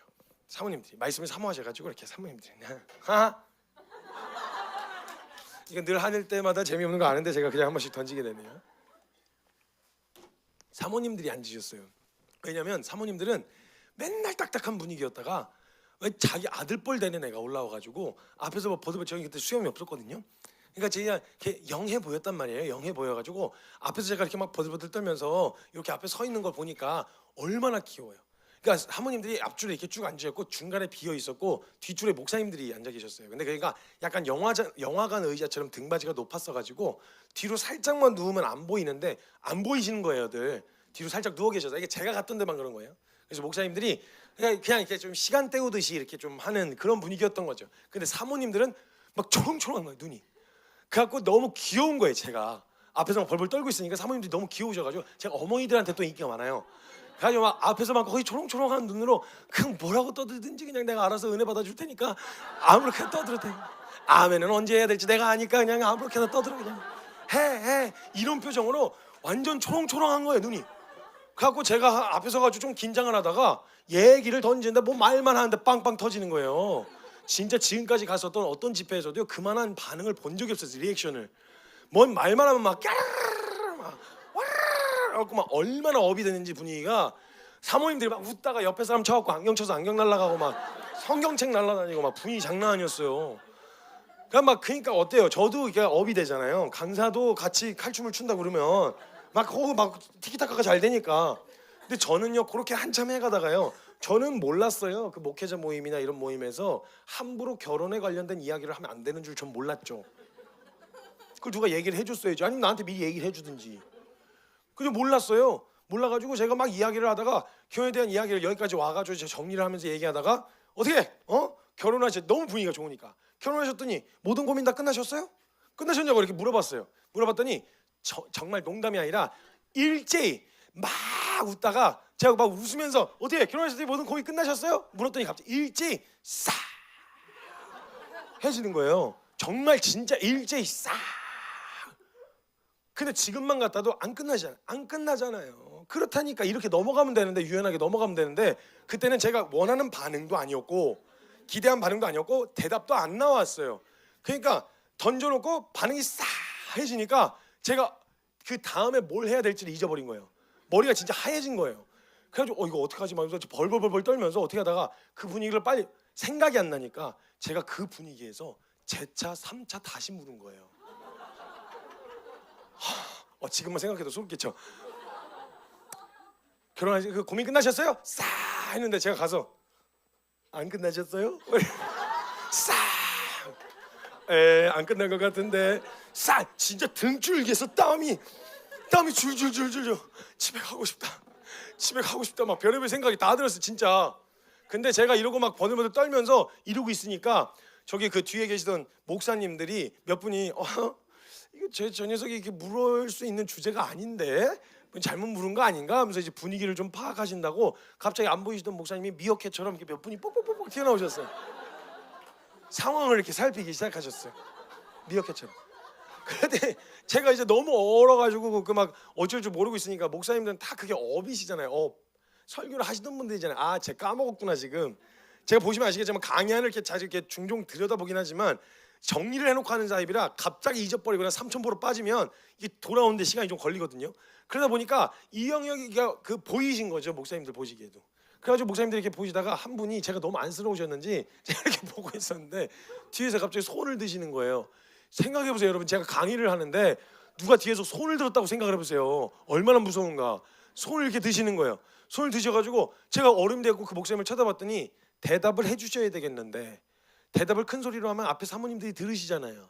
그러니까 크게는 못하겠고 저 보라고 대답을 해주고 넘어가라고 얼른 대답을 해주시는데 뒤에서 일어나셔가지고 점잖으시고 목사님이 일어나고 안 끝났어. 넘어가. 그래서 감사합니다. 이거 간신히잖아요. 내가 다시는 안 물어봐요 그거. 어련히 알아서 잘하시겠지 싶어서 그냥 안 물어봐요 내가. 그리고 제가 30, 40대 아기 부모님들 대상으로 세미나를 했었어요. 부부끼리 같이 왔어요. 같이 와서 아기들 안고 이렇게 세미나를 하는 그런 분위기였거든요. 주제가 뭐였냐면 실수였어요. 실수. 그래서 이제 부부끼리 앉아서 얘기했는데 제 차례가 돼갖고 뭐 예배나 이런 게 없이 제가 바로 시작하는 거예요. 올라갔죠. 올라가자마자 제가 가서 물었어요. 당신 기억에 있어서 지난 과거의 시간 동안에 당신 기억에 남는 최고의 실수가 있다면 뭐가 기억에 남느냐 이렇게 물었어요. 근데 진짜 갑자기 다들 이렇게 있는데 갑자기 움찔 하시는 거예요. 움찔 말은 못하고. 근데 이제 제가 아니 뭐 궁금해서 물어보는 거라고 인생 최고의 실수가 뭐라고 생각하시냐고 그랬더니 갑자기 이렇게 이제 부부끼리 앉아 있었는데 한쪽 이제 같이 앉아 있었던 남편분이 용기 있는 분이 한 분이 갑자기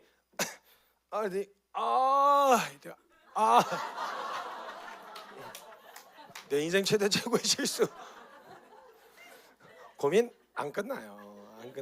아니 뭐 사랑하죠. 행복하고 너무 좋죠. 고민이 그래서 끝나냐? 아니라는 거예요.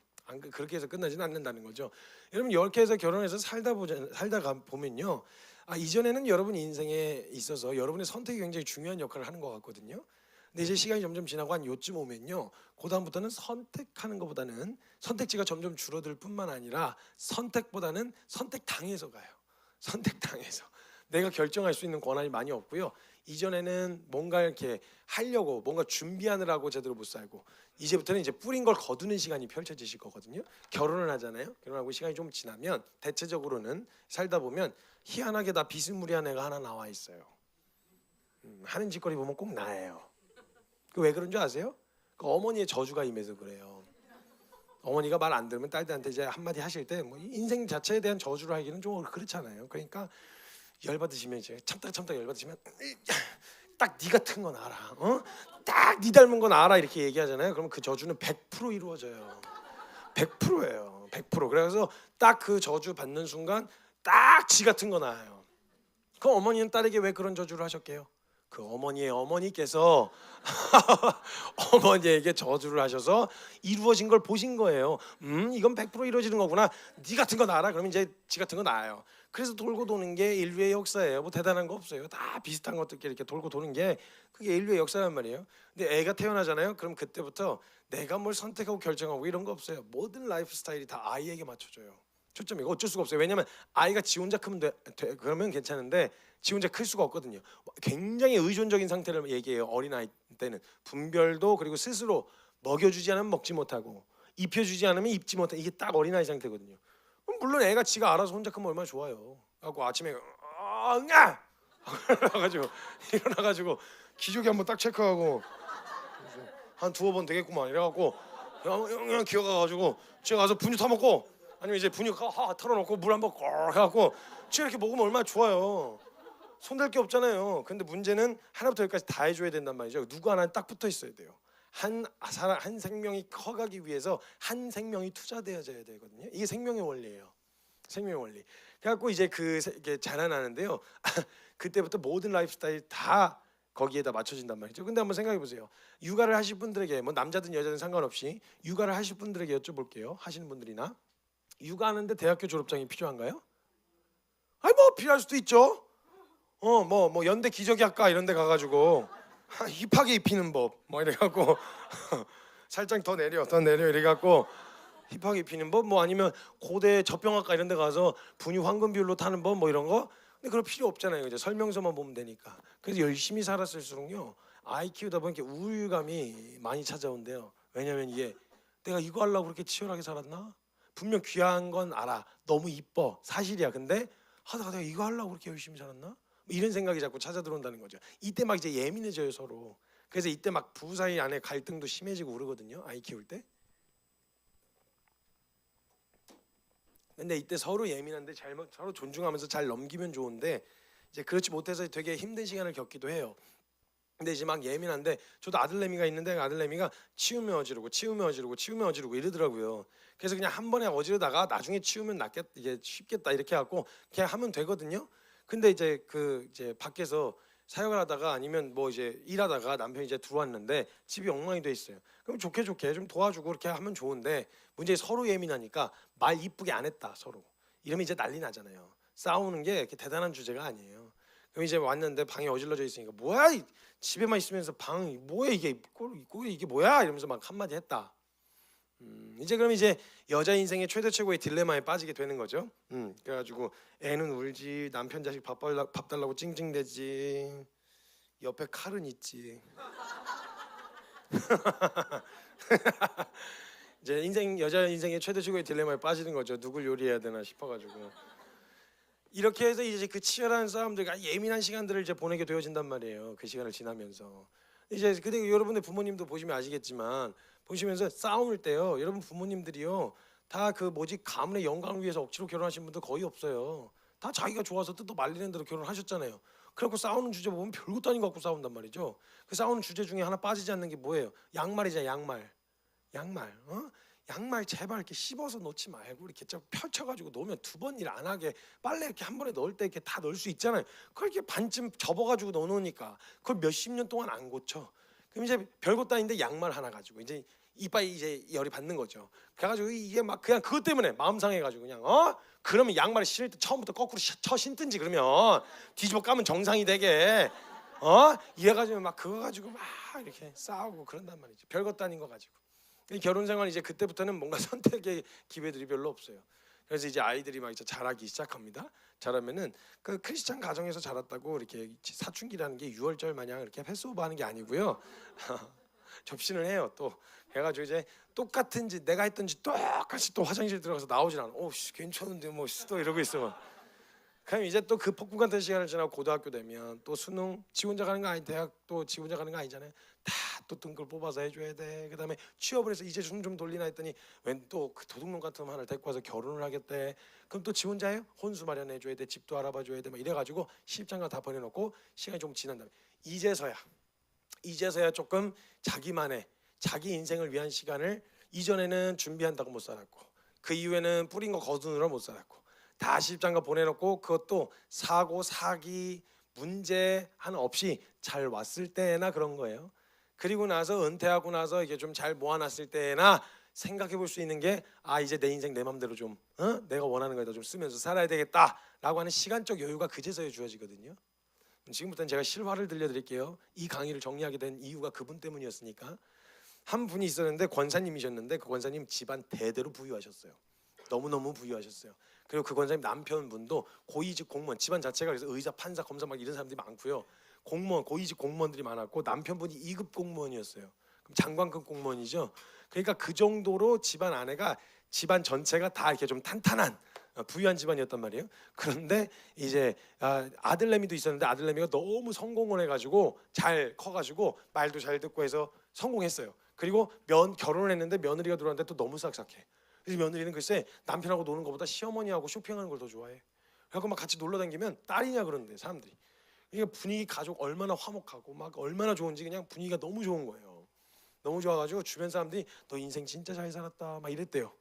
그래서 이제 은퇴를 하시고 나서 이분도 이제 자기가 이제는 은퇴했으니까 남편한테도 나 이제 나 건들지 마. 이제 내 인생 내 맘대로 하고 싶은 대로 살 거니까 건들지 마 그랬대요. 그리고 이제 가족 모임 할 때 버킷리스트 같은 걸 써가지고 이제 가서 이제 이야기를 한 거예요. 첫 번째 이제 버킷리스트 중에 첫 번째가 뭐였냐면 세계 여행이죠. 세계 여행.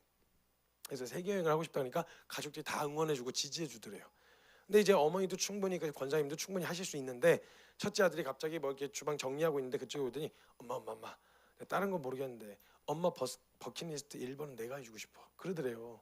근데 그 세계 여행에 필요한 모든 경비를 자기가 다 되겠다고 이야기하면서 카드를 하나 주면서 여행에 필요한 거 있으면 이걸로 사라고 카드를 주더래요. 이런 요도 하고도 싶고 나중에 받고도 싶고 그죠? 그래가지고 그 어머니가 그 말씀에 순종해서 사정없이 긁기 시작하셨어요. 사정없이 가방 신발 모자 다 사신 거예요.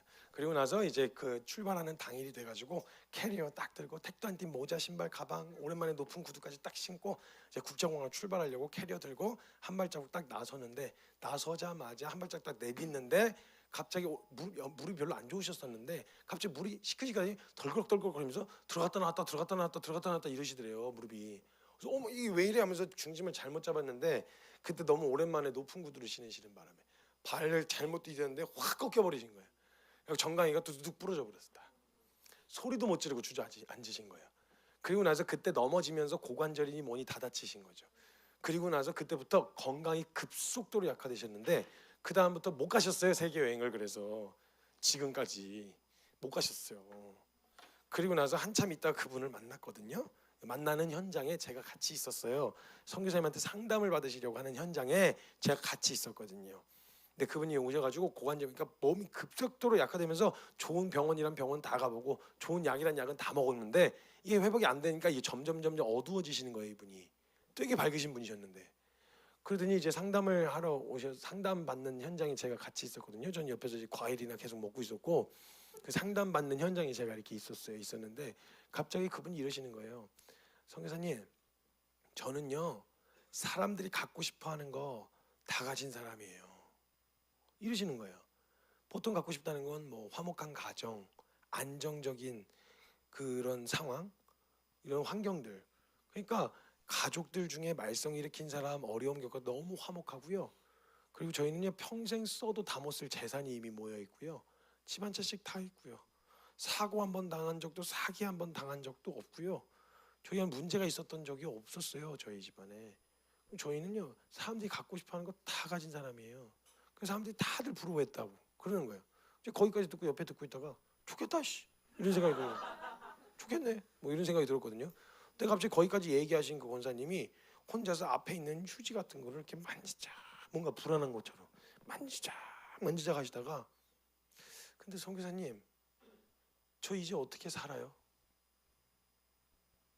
저는 이 질문이 되게 충격이었거든요. 아니 사람들이 갖고 싶어하는 거 다 가졌는데도 없대요. 사람들이 사람 바이 사람이라고 생각할 수 있는데요. 제가 감사하게 저희 부모님도 사역을 하시는 분이신데 본질적인 내용을 가지고 사역을 하시다 보니까 주변에 우리가 흔히 뭐 연예인이나 아니면 뭐 이런 스포츠 스타 중에서 그 크리스찬이라고 말하는 사람들이 깊은 절망에 빠져서 고민을 가지고 찾아온 장면을 제가 감사하게 옆에서 볼 수 있는 기회가 있었거든요. 한 번은 우리가 너무 잘 아는 아주 유명한 축구 선수가 모든 걸 다 이룬 거죠. 국가대표 원하는 클럽에서 다 뛰었는데 어느 날 새벽에 전화가 온 거예요. 저희는 집에 한 원룸 같은 데니까 같이 있죠. 전화 와가지고 죽을 것 같다는 거예요. 아침에 눈을 떴는데 이제 더 이상 뭘 어떻게 살아야 돼. 젊은 날인데 모든 목표를 다 이루고 났더니 이루고 나면 끝나는 게 아니라 그 다음에 이제 어떻게 해야 될지를 모르겠어 죽을 것 같은 막 우울감과 이게 밀려와서 뭐 어떻게 안 되겠다는 거예요. 그렇게 우리는 뭐가 없어서 우리가 갖고 싶어하는 이 기쁜 소식이 못 가져서 우리가 불행하다고 생각하잖아요. 문제가 뭔지 아세요? 가졌는데도 해결이 안 된다는 거예요. 가졌는데도. 전 충격이었어요. 그 원사님이 얘기하는 거. 저 이제 어떻게 살아요? 모든 걸 다 가졌는데 저 이제 어떻게 살아요? 여러분 인간이라고 했을 때요. 인간이라고 했을 때 인간이면 태어나서 다른 건 다 불확실하거든요. 다른 건 다 불명확해요. 어디로 갈지, 무엇을 할지, 누구를 만날지 다 불명확한데 태어나는 순간부터 도장 확실히 꽝 찍어놓고 시작하는 게 있어요. 인간에게 반드시 맞이하게 될 운명이 있죠. 그게 뭐죠? 죽음이에요. 죽음입니다. 죽음인데 저는 여러분 생각해 보세요. 모든 게 다 불명확하지만 딱 한 가지는 확실해요. 잘 살아도 죽고 못 살아도 죽어요. 많은 걸 이뤄도 죽고 이루지 못해도 죽어요. 그럼 도장 확실하게 찍혀 있죠. 그러면 어차피 죽는 거니까 누구 눈치 볼 거 없이 진짜 내가 옳다고 하는 거, 내가 맞다고 하는 거 그거 살아볼 수 있는 거잖아요. 해보세요. 아니 이래서 그렇게 옳다고 하는 걸 찾아서 살면 뭐 죽고 안 찾으면은 더 저기 살고 더 영원히 살고 이런 게 아니라 어차피 죽어요. 어차피 죽는데 그 죽는 게 확실하게 도장이 찍혀 있다면 한번 옳다는 거 사람들 눈치 보지 않고 결정하고 가는 게 가능할 텐데 이걸 사람들이 못해요. 왜? 지금 당장 죽을까 봐. 사람들이 흔히 가는 대로 가지 않고 내가 그 길을 찾아서 아니면 진짜 옳다는 것을 막 발견해서 막 이렇게 가려고 하면 금방 죽을 것 같은 거죠. 지금 당장 죽을 것 같은 거죠.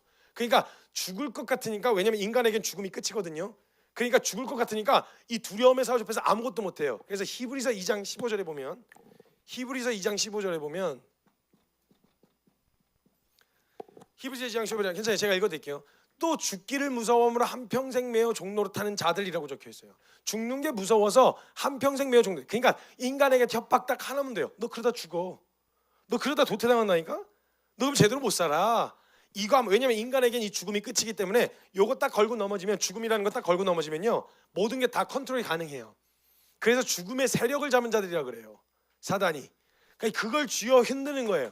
그래서 죽어 이러면 옳다는 거 알면서도 못 가요. 이게 인간이거든요. 그러니까 죽음의 두려움에 사로잡혀서 한평생 매어 종로로 타는 사람들이라는 거예요. 인생에 대한 성경의 진단이 그래요. 여러분 기억하셔야 될 게 있는데 우리가 주님 따라가고 싶잖아요. 이 죽음의 두려움부터 자유하지 않으면요 이러면 주님 못 따라가요. 백날 노력해도 못 따라가요. 안 돼요. 왜냐면 그거 하나 걸고 넘어지면 금방 돌아서거든요.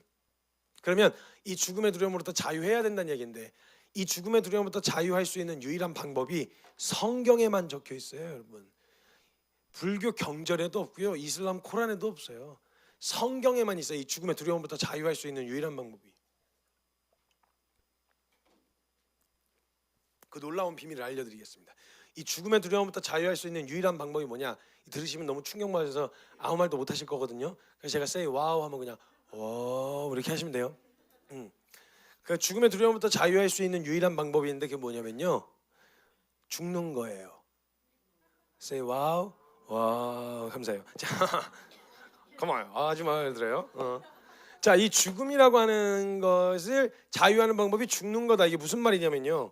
제가 이해하기 쉽게 초등학생도 이해하기 쉽게 설명을 해드릴게요. 제가 어렸을 때 제가 늦둥이다 막둥이라 그랬잖아요. 그냥 막둥이다 늦둥이. 그러니까 제가 그 부모님한테 사랑 많이 받았겠다, 가족들한테 사랑 많이 받았겠다 이렇게 생각하셔서 그래서 이렇게 저렇게 개념이 없나 보다 이렇게 생각할 수도 있는데 저는 많이 맞았어요. 진짜 많이 맞았어요. 그런데도 개념이 없어요. 그냥 이거 막내의 존재예요. 그냥 개념이 없는 건. 제가 한번 초등학교 때 길을 가다가 전봇대 밑에 쓰레기 이렇게 모여져 있잖아요. 거기 보니까 대나무 죽도가 버려져 있는 거예요. 너무 말짱한 게 짱짱한 거 그거 맞으면 아프거든요. 너무 멀쩡한 게 커브까지 씌워져 가지고 이렇게 버려져 있는 거예요. 그래서 이걸 왜 버렸지 하면서 집으로 갖고 왔죠. 도둑 잡으려고. 그걸로 절 잡게 됐어요. 그게 제 공식 매가 됐거든요. 뭐 잘못하면 그걸로 이제 쭉쭉 두드려 맞았어요 제가. 근데 한 번은 제가 이제 어머니가 부모님이 이제 사역을 하시러 나가면 제가 이제 나이가 어리니까 데리고 나가실 때가 많았어요. 그러면요 저만 그런지 모르겠는데 여러분에도 그런 정서가 있었던 적이 있는지 모르겠는데 아마 저만 그렇겠죠. 개념이 없어갖고 그 왜 있잖아요 그런 거 이제 엄마는 뭐 사달라 그러면 잘 안 사줘. 뭐 이렇게 돈이 없대, 뭐 아니면 교육 때문에 뭐 안 된대, 뭐 이랬는데 왠지 엄마가 만나고 있는 저 사람은 사줄 것 같은 이상한 정서 있잖아요. 그 느낌 아세요, 뭔지? 그래가지고 엄마한테 이야기하는 것 같지만 실은 그 사람 보고 들으라고 때를 부리기 시작하는 거죠. 아, 막 그거 먹고 싶다. 이거 껌인데 이거 뭐야? 막 다 알면서 막 괜히 물어보고 막 이런단 말이죠. 그리고 제가 이제 이야기하잖아요. 그러면 쿵 하면 저쪽에서 짝 하고 알아들으세요 또. 그럼 이제 어머니한테 하는 것처럼 했는데 이분이 쿵 하고 짝 하고 알아들으신 거죠. 그래갖고 갑자기 지갑을 꺼내시면서 성가 그거 먹고 싶었어? 일로 와. 한번 용돈 한번 주자. 이러면서 이렇게 하잖아요.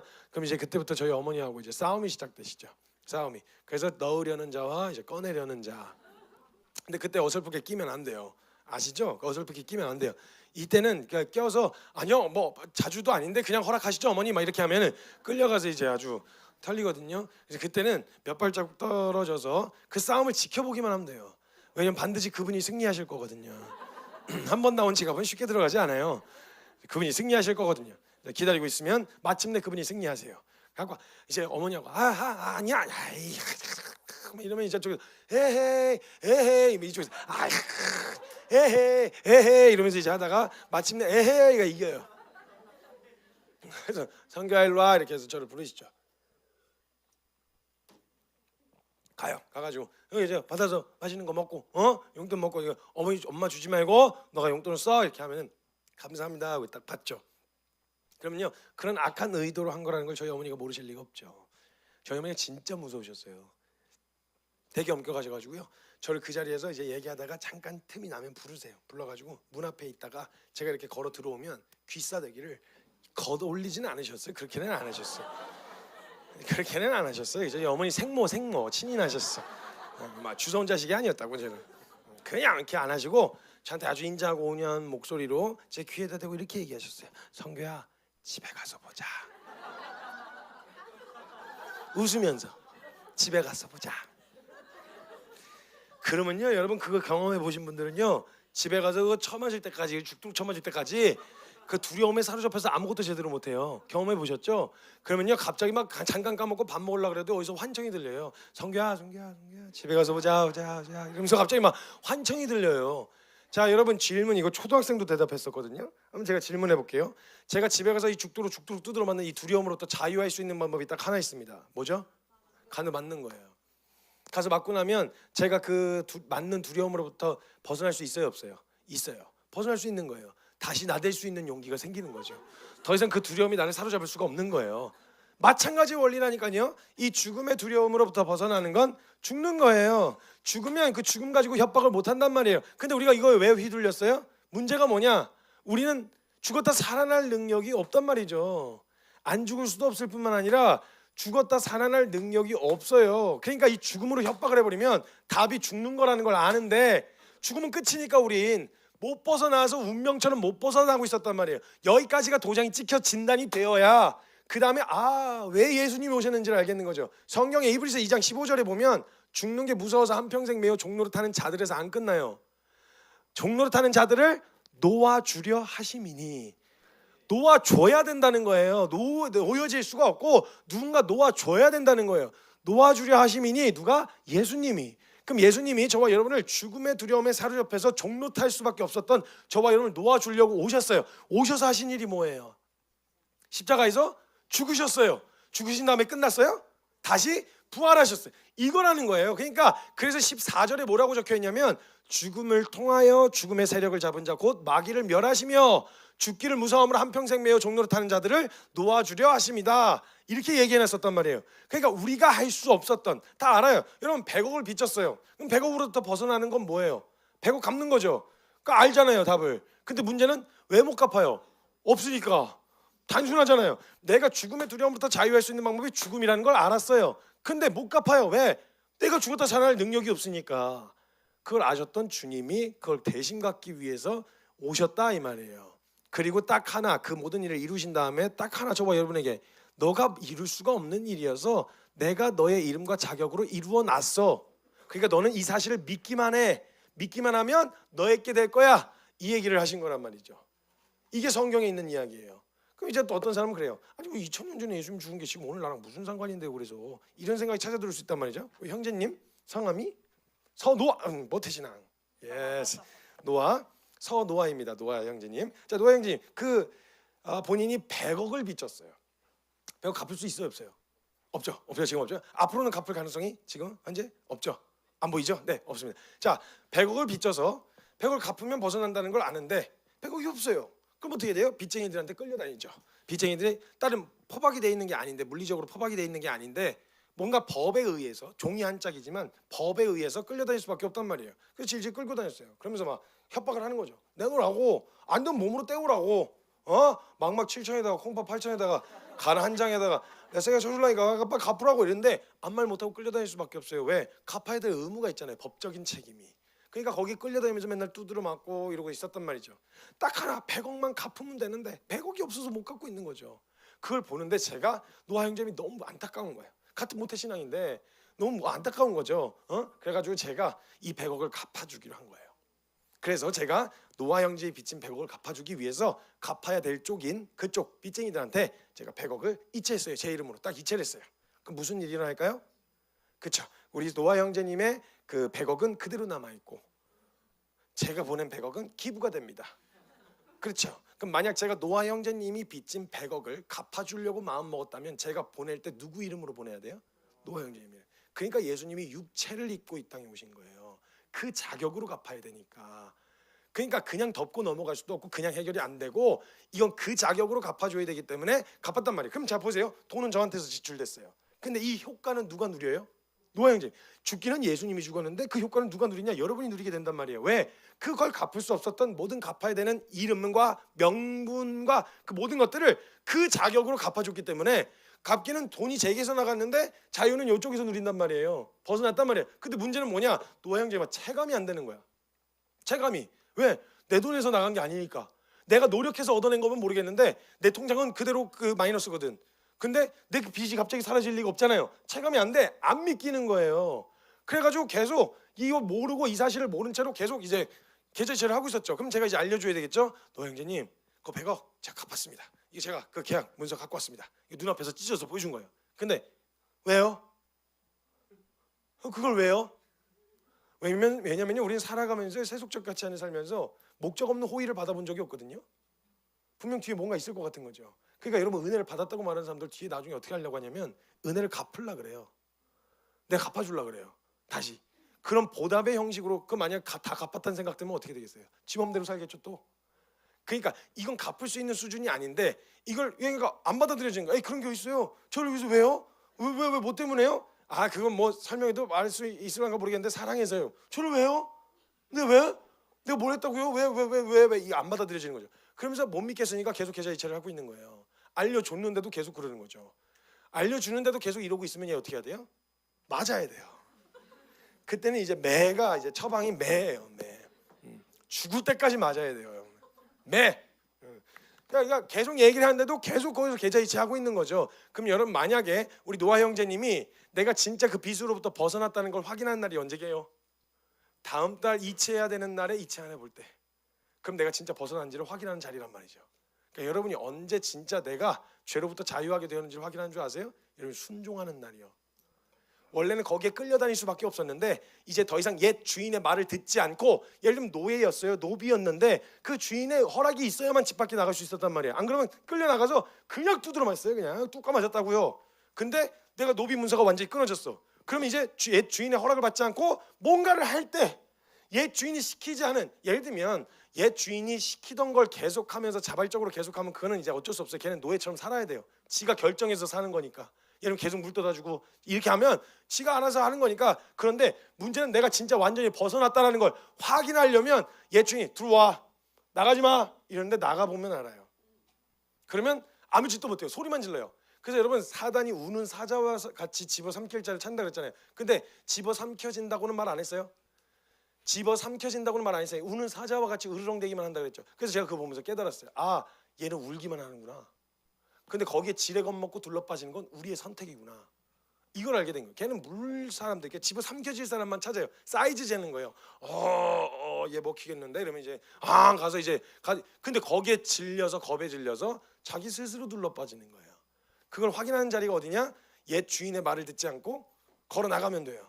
그러면 이전에 예전에 죄인으로서 살아갈 때 했었던 그 자리가 아닌 의와 선을 선택하려고 해보세요. 안 되나? 고단하긴 해요. 익숙하진 않아서. 근데 안 되는 게 아니거든요. 사실 돼요. 의를 선택하고 옳은 것을 선택하는 게 안 되는 게 아니에요. 그 자리에서 발견할 수 있는데 계속 그 영역 안에서 두려움을 느끼는 거예요.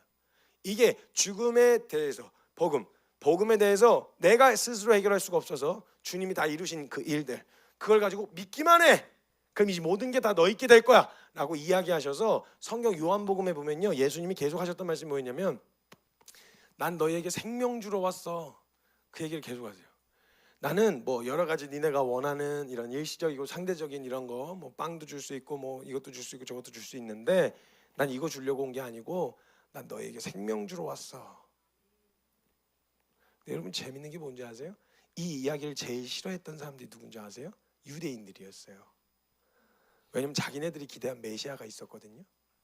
근데 만약 예수님을 그 지금 오신 예수님을 메시아로 인정해 버리잖아요. 자기들의 모든 기대가 다 박살나거든요. 인정하면 안 되는 거예요. 그러니까 예수님을 그냥 있는 대로 핍박하고 제일 싫어했던 말, 이 말이었어요. 그래서 요한복음 6장에 보면요, 예수님의 인기가 최절정일 때가 있습니다. 요한복음 6장에 보면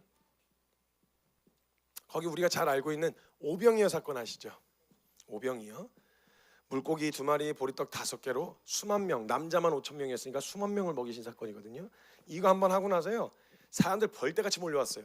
수만 명이 있었는데 그걸 경험한 사람들이 다른 사람들까지 데리고 와가지고 수만 명이 더 왔어요. 더 와가지고 예수님 왕으로 세우자. 예수님 왕으로 세우면 글쎄 우리 굶어 죽을 일은 없다니까 왕으로 세우자. 우리 원하는 거 다 들어줄 거야. 와 하고 몰려왔어요. 몰려왔는데 예수님이 그렇게 몰려온 사람들을 보시더니 딱 잘라서, 왜냐면 이렇게 되면 굳어지는 거예요. 그런 메시아를 기대한 그들의 요구에 들어주는 게 되잖아요. 원래 주고자 한 걸 못 주는 거죠. 예수님이 거기서 딱 자르세요. 지금 너희가 나에게 나온 까닭은 기적의 떡 몇 덩이 먹고 배부른 까닭이 아니냐. 난 그런 거 들어주려고 온 게 아니다. 난 너희에게 생명 주러 왔다. 내 떡과 내 피를 너희에게 주려고, 난 생명 주려고 온 거다. 그래서 처음에는 예 그럼요. 아유 너무 감사합니다. 너무 그래도 왕이 돼주셔서 이런 거 해결해 주시면 너무 좋을 것 같은데요. 아니야. 너희가 지금 나는 그런 거 들어주려고 온 거 아니야. 이렇게 계속 말싸움을 하다가요, 더 이상 내가 원하는 걸 이분에게서 얻을 수 없다는 확신이 딱 들자, 성경에서 보면 수많은 사람들, 수만 명이 몰려왔는데 그 사람들이 다 바글바글 몰려왔던 사람들이 전부 다 등지고 떠나갑니다. 예수님을. 그래서 요한복음 6장 66절 말씀에 보면요, 거기에서 이렇게 적혀 있어요. 안 찾아보셔도 돼요. 제가 이야기로 풀어드릴게요. 그때 많은 제자들이 그를 떠나서 다시는 그와 함께 다니지 아니하니라. 열심히 따라다니면 들어줄 줄 알았어요. 내가 원하는 거. 근데 안 들어준다는 게 확인되니까 이제 더 이상 따라갈 이유가 없는 거죠. 그래서 그때 많은 제자들이 예수님을 떠나서 다시는 그와 함께 다니지 아니하니라. 그때 예수님이 그걸 딱 보시는데 너무 속이 상하셨어요. 하늘 영광 버리고 이 땅에 오셔서 자기 생명 내어주시려고 하셨는데 그걸 주겠다니까 싫대. 니나 먹으래. 귀신 들린 거 아니니? 막 조롱을 하고 막 욕을 하는 거예요. 그걸 보신 예수님 너무 속상하셔가지고 너무 마음이 낙심이 되셨어요. 그래서 그 횡양하게 이렇게 벌어져 있는, 이렇게 널브러져 있는 거기 이렇게 보시다가 너무 속상하셔가지고 뒤를 딱 보셨는데 거기 12제자만 덩그러니 남아 있는 거예요. 12제자만 다 떠나가고. 너무 속상한 마음에 농담 같지도 않은 농담을 던지세요. 예수님 제자들에게. 야, 내가 그런 거 들어줄 수 없다 그러면 너네도 갈래? 이러세요. 이르시되 너희도 가려느냐? 이렇게 적혀 있어요. 그때 그 얘기를 듣고 있었던 시몬 베드로가 그 이야기를 딱 듣고 있더니 그 속상한 예수님 표정을 보다가 한 발짝 나가서 이렇게 얘기를 합니다. 예수님, 영생의 말씀이 주께 있사온데 우리가 주를 떠나 어디로 가오리까? 이 말은 이런 말이에요. 예수님 저 처음에 따라오라고 그러셨을 때 너 나 따라오면 돈 많이 벌게 해줄게. 너 따라오면 내가 유명하게 만들어줄게. 너 따라오면 내가 성공하게 해줄게. 이래갖고 부르신 거 아니잖아요. 그냥 너 따라오라고 그러셨잖아요.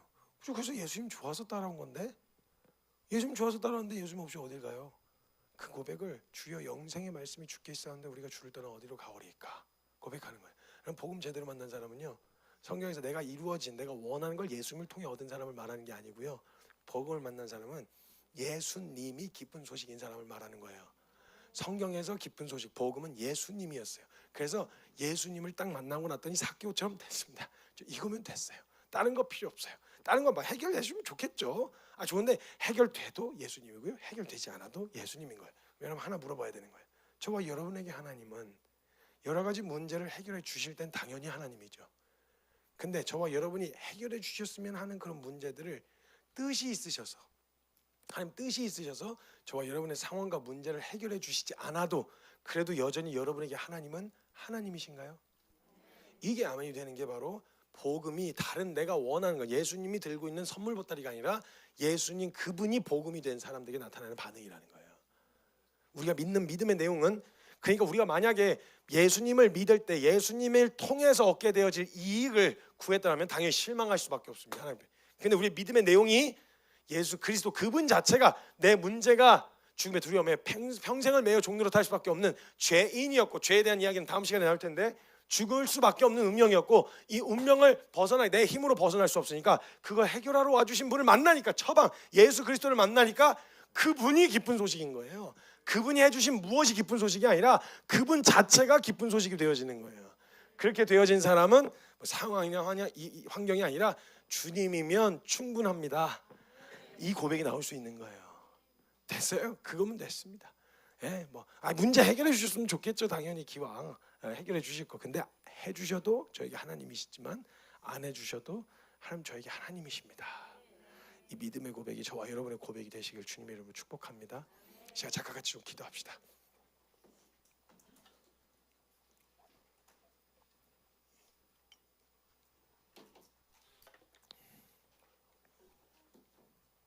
제가 같이 기도할 때요, 여러분, 예수님을 만나고 상황이 많이 바뀌었냐?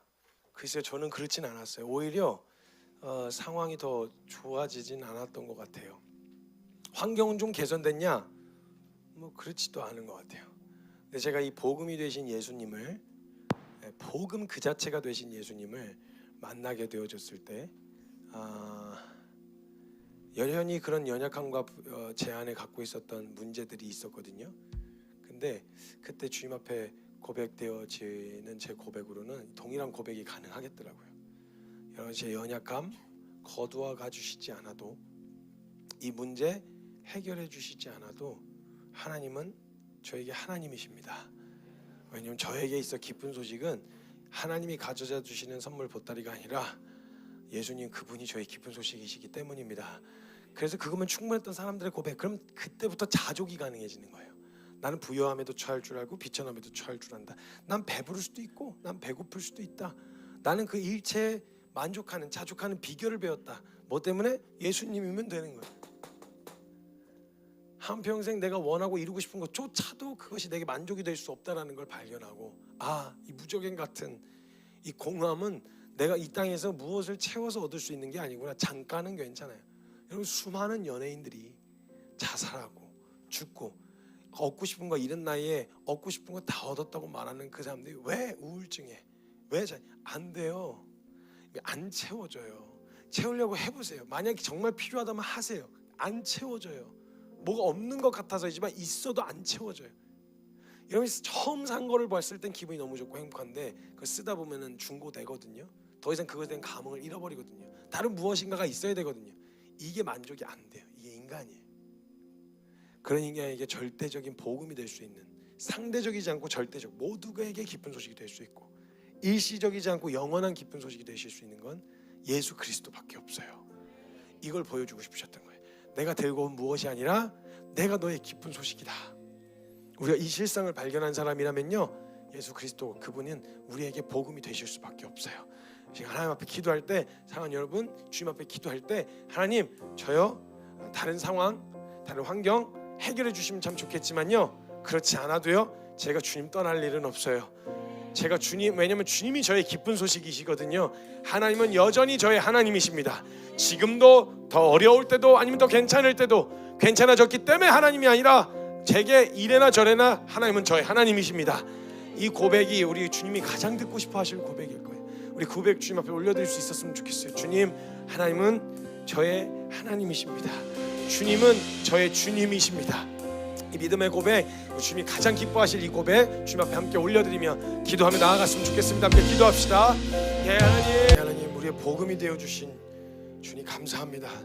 주님이 주고자 하신 걸 주시지 않으셨다면 여전히 썩은 웅덩이를 파며 주님 헛된 그 행실을 멈추지 않고 달려갈 수밖에 없었을 텐데 영원한 것을 쫓게 하시니 감사합니다. 영원한 기쁜 소식을 발견하게 해주셔서 감사합니다. 하나님 우리의 복음 되신 주님 계속해서 이 말씀 앞에 나아가고 발견해 갈 때 주님 그 하나님을 복음 되신 우리 주님을 더욱 깊이 경험할 수 있는 그 은혜를 경험할 수 있는 시간 되게 하여 주시옵소서. 감사합니다. 계속해서 말씀하실 주님께 모든 영광 올려드리며 살아계신 예수님의 이름으로 감사하며 기도드리옵나이다.